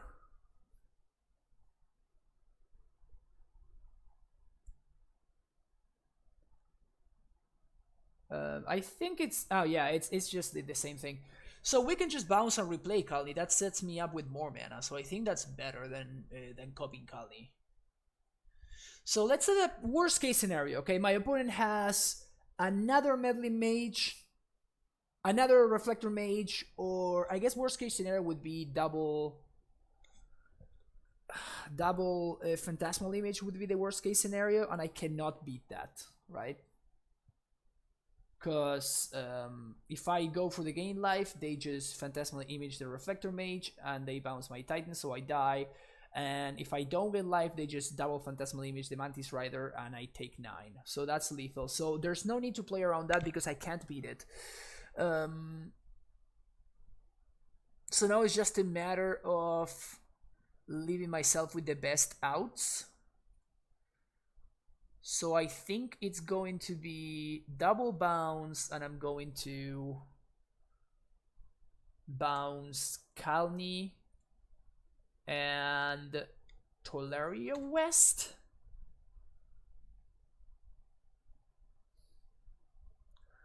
If I get Tolaria West, I can set up... So I don't have one more land drop, so yeah, I think bouncing T-West is better. So I guess I die to Phantasmal Image or another Reflector Mage, because that's gonna leave both Titans stuck in my hand.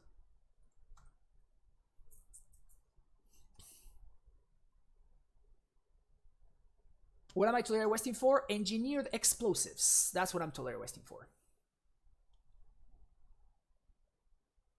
That is why I had the incentive to do this way.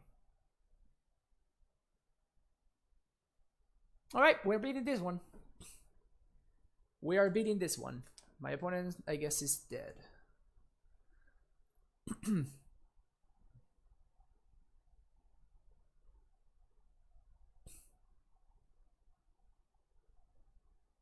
Can't copy Kalni and bounce it as well. Yes, but I'm trying to like play around what my opponent could have. Okay, so they have 5, 6, 7, so 9, 10, 15 toughness. Can I present a lethal clock? Or is it better for me to set up engineered explosives?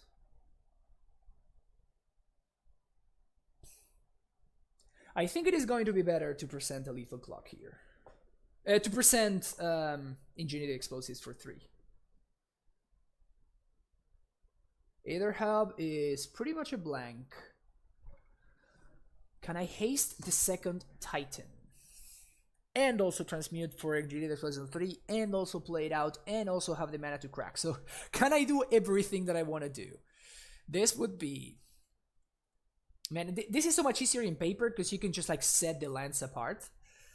So we have 1, 2, 3. We have green floating.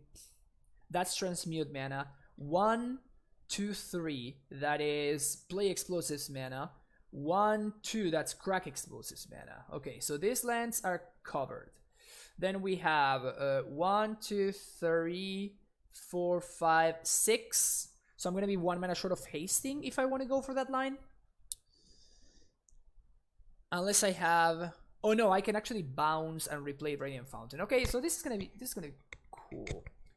Yeah, I think we can haste this Titan and explosives on 3, if I'm not mistaken. But we need to play the Titan first. So let's start there. 1, 2, 3. Boom, boom, boom. Boom. So this is gonna be my Titan mana. Yes, and we're gonna do Bounce Land and Sun Home. We're not going to be activating the Sun Home, but we're going to be doing this. And this is all thanks to Azusa, by the way. So 1, 2, 3. Transmute. Engineered explosives. 1, 2, 3. Play engineered explosives. X equals 3, right? Yeah. So X equals 2 and 3 colors because of the Thalia attacks. This is the mana to crack. And this is the mana... Oh, so I guess I had spare mana. Okay, good for me. White. Red. Swing, swing.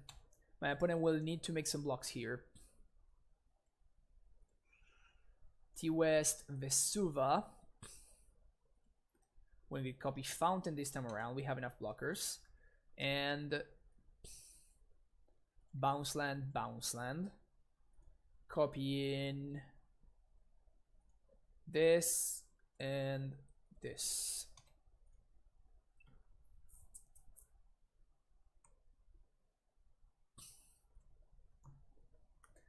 And if my opponent trades for a Titan here with the Mantis Riders, I'm just going to let it go, I think. Unless the champion of the Parish jumps in there.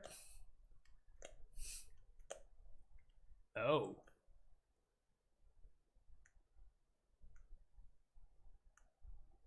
These are not the blocks that I was expecting.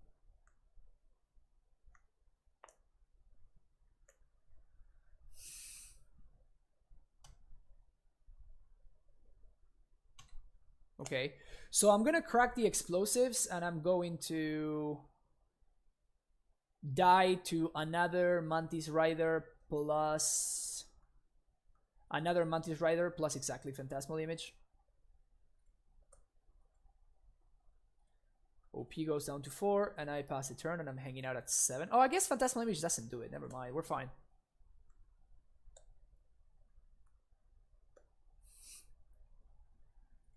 Yeah, okay, and at this point just nothing that my opponent does is going to matter, so we're just gonna F6. Sweet. Alright, got there.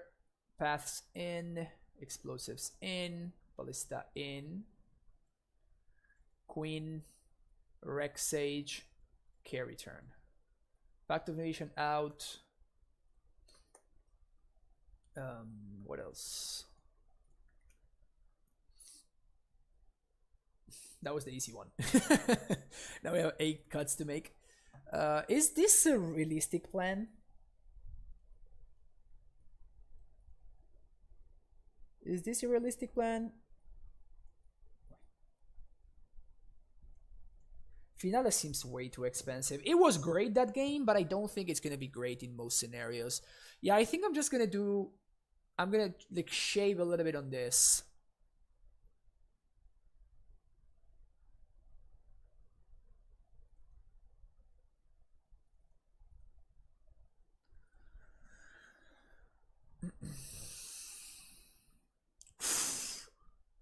Saheeli right copy Hornet Queen? Oh man.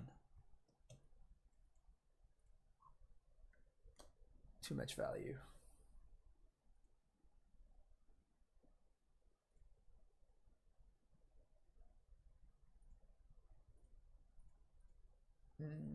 I kind of want to have access to the relic. I think I'm just going to side it out anyway.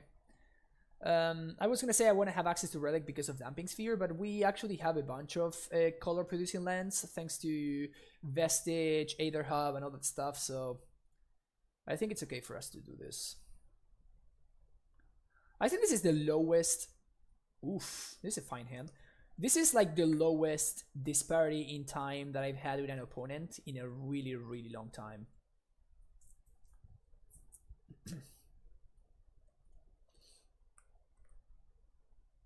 Redundant bounce land would be great, because it would allow me to... Well, I guess I want to play Amulet on 1 anyway, right? Because of a Freebooter on turn 2. Because Freebooter doesn't stop the carry turn. So yeah, I think that's fine. You're right, Vestige would be insane here. Because I can Gracer into Vestige and play the Amulet as well. That would be very, very good, actually. Nice, Curtis! Thanks for calling that one. Thanks for calling that one. Whew! Alright. Alright. That's what they say, right? Like, you can't... If you know what the best draw is, you can... how do they say? I don't even know how they say. Meddling Mage? Oh, baby. Oh, Mantis Rider is a problem. Yeah, this one's a problem, actually. This is why I don't like Coastal X Return in this matchup. Oddly enough, though, the Gracer can actually block here, which is kind of cute. Okay, now Azusa would be the best draw. That one unfortunately does not count. Unfortunately, that one does not count.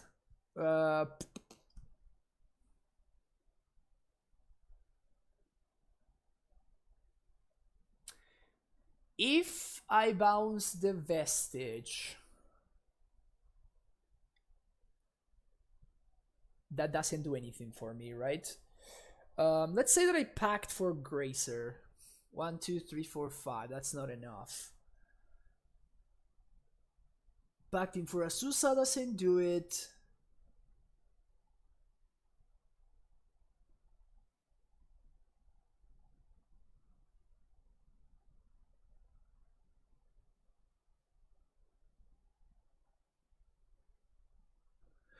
The thing is, I can develop my mana, which I think is what I want to do, and this does two things that I think are important. First of all, it allows me to hold up carry turn during my opponent's turn. That's actually pretty important because I don't think I want to trade 1-for-1 with this Noble Hierarch.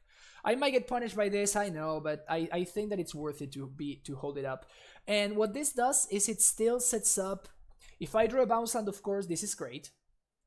But even if I draw another, just a single normal land, I'm still representing a Titan for next turn. Any land would do it, so I think it's fine.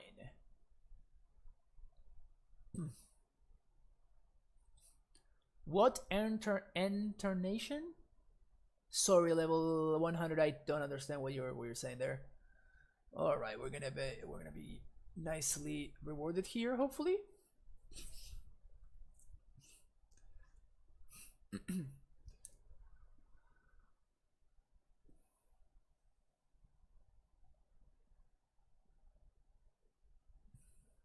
So here I assume that the image is going to copy the Mantis Rider anyway, so... Please play another 1-drop. Womp womp.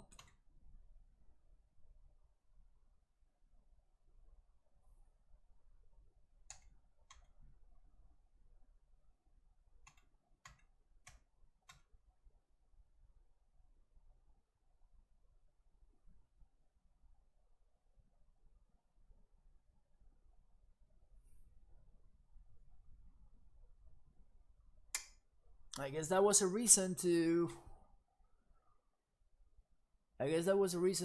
K-return the past turn.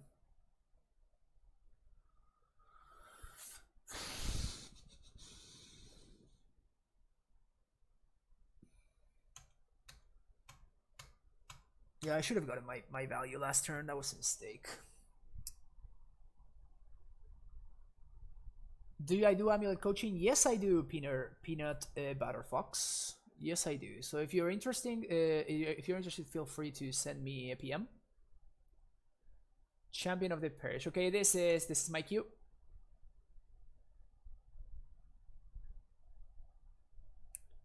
We're not F6 to this, I don't think.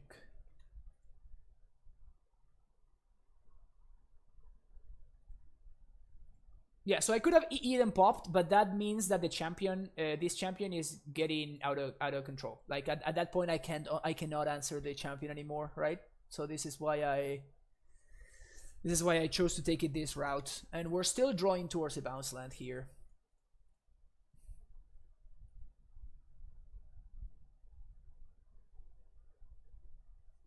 Still drawing towards a bounce land here.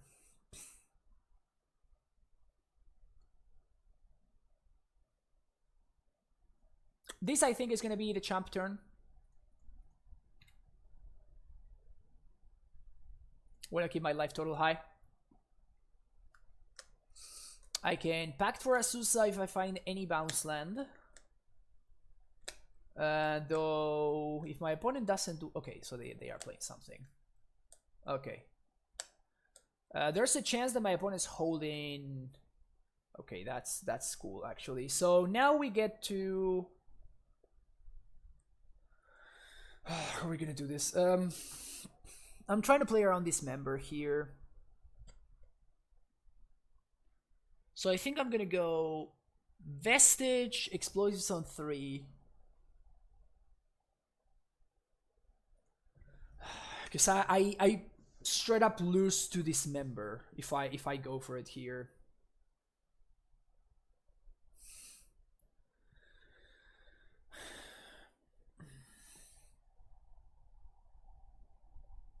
I think I'm going for it though. No. Should I? No, I think this is going to be the stabilization turn. So I'm going to play this out. So this is going to untap. I'm going to float white. 1, 2, 3. That is explosives. Passing the turn. Now my opponent... they're probably going to move to combat. And I'm going to crack this.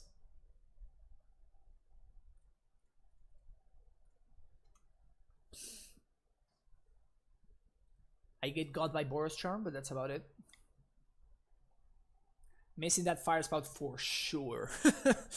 Definitely missing that fire spout. No kidding, huh? Azusa would be the absolute best draw in the deck because it allows us to like go for a Titan without dying to Dismember. So that's cool.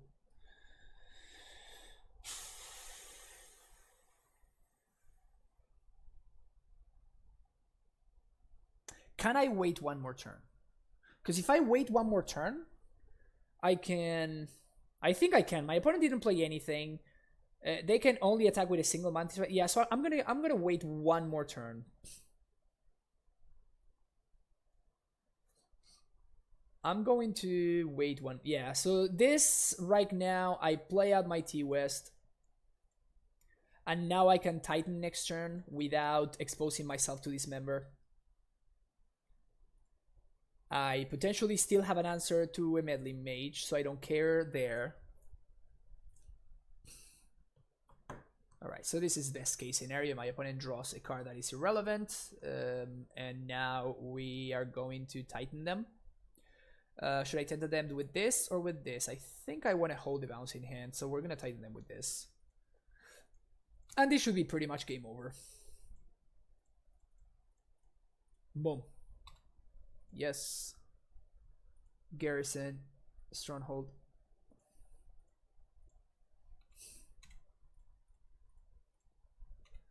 Bounce this one. Go to combat. Swing. Attack. Yes. And here I'm gonna do Fountain Gruul Turf. So this basically allows me to... Oh no, it doesn't. Never mind. That was a punt. I was gonna say this allows me to like play Azusa and gain some more life, but I forgot that there's a Thalia on the other side of the board. So I guess that also stops me for K returning, so I might as well bounce the land there. How come you didn't pack for Azusa and then play Primetime? Because I was playing around this member, Gijeju. I said that, I think. I don't remember. But I was playing around this member because if my opponent dismembers me there, I lose to my pack trigger. So that does not seem particularly good for me, does it?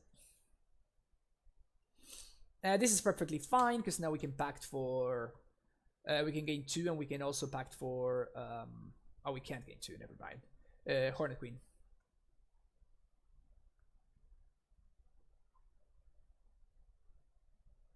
Can't cast that one. So the play is going to be...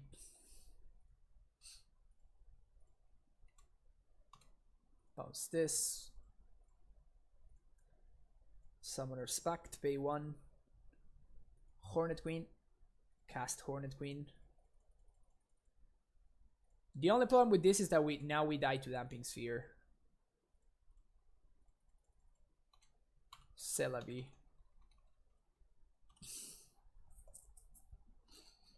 My opponent will need to top deck exactly Damping Sphere this turn. That's good news for me. My opponent tapping mana for a human creature spell is good news for me for sure. Is there a reason you always tap the mana before casting pack? Not really. It's just like a habit. When I know that my opponent doesn't have any, they cannot have any responses. I don't know. It's just like the way that I do it.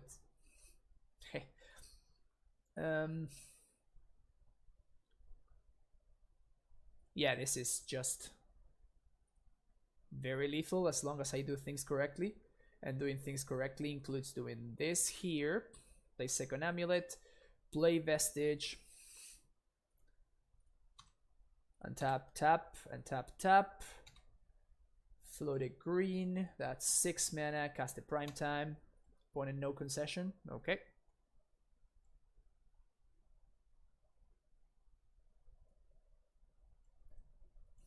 Oh, check this one out. Oh, this is gonna be sweet. Alright. Alright. So float 2, float 2, float this, float this. We're gonna leave both white mana floating here. We're gonna leave both white mana floating. Yes. And now we're gonna get Vesuva for Stronghold and Gemstone Mine for the red mana. This way we can haste both Primeval Titans. Red, red, haste, haste. Serve with most dudes, yes. Gemstone, gemstone.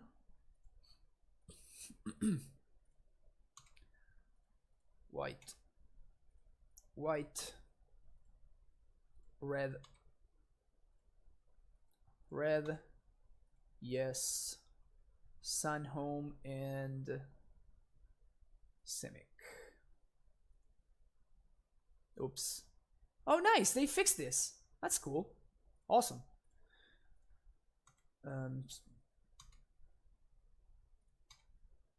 Double strike this one.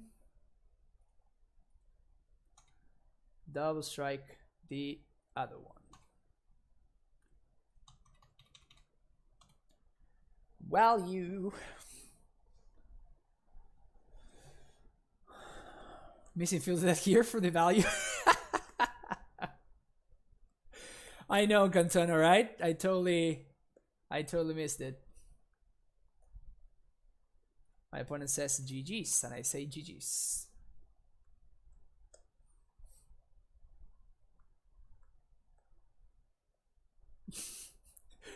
It says, I mean, do they got us though? Like we just tap, we untap and we kill them on the next turn. So Fog doesn't do anything, but I am very surprised at how well this list performed. I was thinking, oh, this is gonna be a fun meme to play on stream, and we got there on a very, very like a very sounding 4-1, right? Like I made some mistakes in the matches that in the only match that we lost. Like it was kind of like my match to play to lose, and I did because I punted. I'm impressed. I am definitely impressed. The only there are definitely some deck building things that could be polished, of course. We did get very, very lucky to beat Hogaak. I mean, no questions there. And there are some like deck building decisions that I'm not entirely sure I agree with. Like K return in the sideboard. Like I see why it's there. It's because, you know, well, we're already playing, you know, a bunch of colors already. Might as well do that. I am not entirely sold on the 3 Vestige 2 Aether Hub split. I think that maybe 2 and 2 could be better, especially because our removal spells are instant speed. So Aether Hub makes it much easier to hold up these removal spells, while Clumping Vestige forces you to do things like main phase, which I don't love. Especially if we're going through the trouble of playing carry turn, might as well like maximize the value that we get from it, right? Same thing with Pact of Negation, although I understand that in this deck we're trying to use Pact of Negation as a way to like force through our like combos and stuff.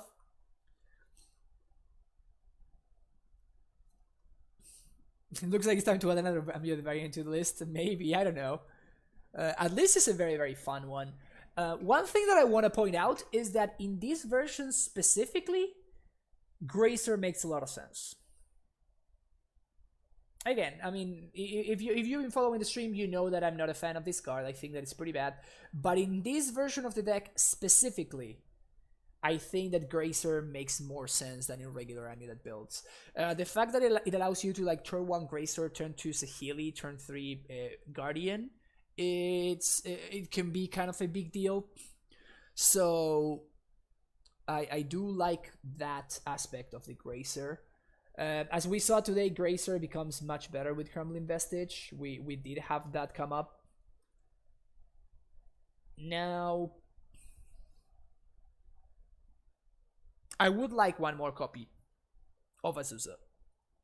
Like I would really like to have access to the 4th Azusa.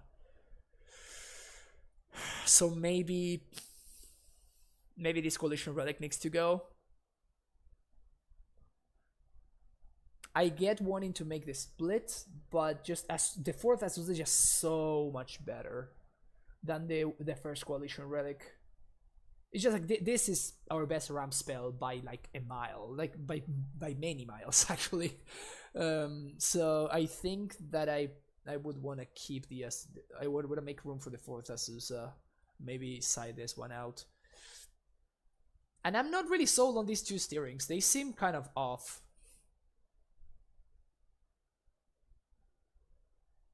Maybe we can do something like this.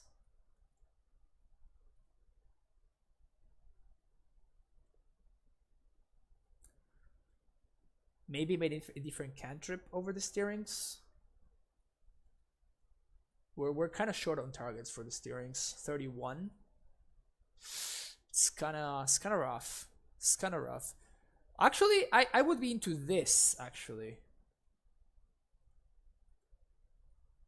I would be into something like this, for example. I would just go ahead and we turn the steerings into the 28th land, which I love to have access to the 28th land. I understand the power of steerings is even more important right now because steerings finds Amulet, which is extremely important in the Hogaak matchup, while also finding Tron, which is also very important in the Hogaak matchup. So I could see something like this. Maybe Botanical Sanctum over the other forest. Maybe something like this. Sanctum helps cast Saheeli. I could honestly also see just having access to another Aether Hub, like Aether Hub number 2. Something like this. Help us cast our spells on time.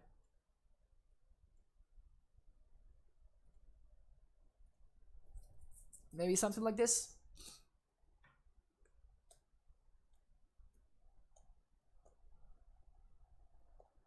Why the third forest over Field of the Dead? Are you not a fan of Field? I think Field is a fine card, but I think that Forest is significantly better. And Field is not a main deck card, it's at best a sideboard card. Field has the same cost that the +2/+0 land has. Teetering Peaks. So the cost that these cards have is the fact that they enter the battlefield tapped and they effectively tap for colorless. So those are very, very big costs for a card. In the Amulet shell, having an untapped source that taps for green is extremely important for the turn 1 Grazer, Nissa, or maybe even Amulet. Like having the land entering tapped means that you cannot turn 1 Amulet, turn 2 Azusa, which is a very, very massive downside. So having a solid enough amount of untapped sources is very big. I honestly can see this version of the deck really struggling against control decks. Like your Saheeli Fairly Dark Guardian combo is very bad against control, and you don't have access to Cavern, and you don't have access to like Ballista, which are your your late game engines that allow you to win the game against control. So I can see this version of the deck really struggling against blue-white and stuff like that. Mana Confluence are good instead of the third force. The pain is just too big of a cost. I don't think that it's like I'd rather have the second Aether Hub before the first Mana Confluence. It's just like the pain is such a big cost. Same thing with City of Brass. Like taking damage, like one of the biggest strengths of Amulet is the fact that you don't really take damage from your mana base, which makes things much more manageable in the burn matchup and stuff like that. If you're adding pain to your mana base, that means that your aggro matchups become significantly worse. In fact, this deck seems to be very poorly positioned against burn. Like literally all of their deck stops our combo, and we are just a worse primetime deck. So if I were to play another league, which I am not going to today, unfortunately, I don't have the time. I had to do some other stuff, and I had to do some stuff before the stream. That's why we started later. So I apologize for that. So if I were to play this deck again, these are the changes that I would try out and see how it performs. As far as the main deck goes, of course, if we go into the sideboard, then we might want to make some further changes. But just as like a starting point in terms of trying to tune the main deck a little bit, this is what I would go for and see how this works out. I could even see just like adding back the Coalition Relic, honestly. Maybe over the Pact, or yeah, actually let's try that actually. So something like this. I like having access to 9 pieces of ramp. That has been the number that has been giving me the best results. So Peaches, you're a sub, so you should join the Discord, and you should link Twitch to Discord. That will give you access to an updated cyber guide. That the one that is in the white cyber guide command, it's actually very outdated.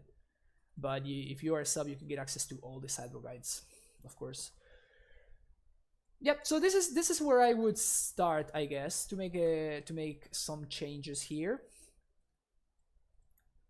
But yep, I was very impressed with this list. It definitely overperformed. It did some very nutsy things, and I might give it another shot in the future. I mean, I still think that you're playing a worse version of like what we were doing before, right? Like what we were doing yesterday just felt very powerful. So I do think that you're still playing a slightly worse version. I mean, probably a considerably worse version than this list of Amulet, right? But I think that if you want to do something fun and very different, like I missed a lot of lines with Saheeli that Saheeli enabled that I wasn't really thinking of. So Saheeli definitely opens up a whole lot of possibilities and a bunch of new lines, which I find very entertaining. So if you want to have some fun and you want to challenge yourself, if you're already proficient with Amulet and you want to take it for another spin, I did enjoy this list a lot. It was a lot of fun, and I might try it out again in the future at some point. We'll see how things go. If I want to have like another fun stream, I might try it out Amulet Saheeli again. But that's gonna be it for me today, unfortunately. Thanks everybody for hanging out. Hope you are enjoying the content, and if you are, make sure that you hit that follow button, which would allow you to for free get notifications whenever I go live. If you want to help support the stream, you can subscribe. You can do so with that link over there. You can get access to all 3 of these emotes that you can use anywhere on Twitch, as well as my exclusive cyber guide for subs, the one I was talking about to Peaches a minute ago or so. And in order to access that cyber guide, you can do so by joining my Discord, which is the Primetime Stronghold Discord that you see right there, and then joining and linking your Twitch account to your Discord account. That way you can get access to the sub-only channels. If you want to check out my previous streams, you can do so in my YouTube channel right there. And if you want to follow me on Twitter, you can do that with that link. Finally, if you want to help support the stream and help me go to GP Vegas later this month, you can do so by donating. And with any donation of $12 or more, I'm going to play just like I did today with Grog's list, which was a lot of fun. I will play your list through an entire league live here on stream, and then going over potential changes at the end, just like what I just did. So if you're enjoying and want to support the stream, that's a great way to do it that I greatly appreciate. Let's see who we can host or raid. Bounce Soul Herder. I guess that is the Sif playing standard, or is he playing modern here? He's playing standard. Unfortunate. Okay, so we're gonna host Seth with MTG Goldfish, better known as Saffron Olive. And thanks everybody for hanging out today. I will be back tomorrow for another short stream before I go play a show. So stay tuned and see you tomorrow. Have a good one. Bye bye.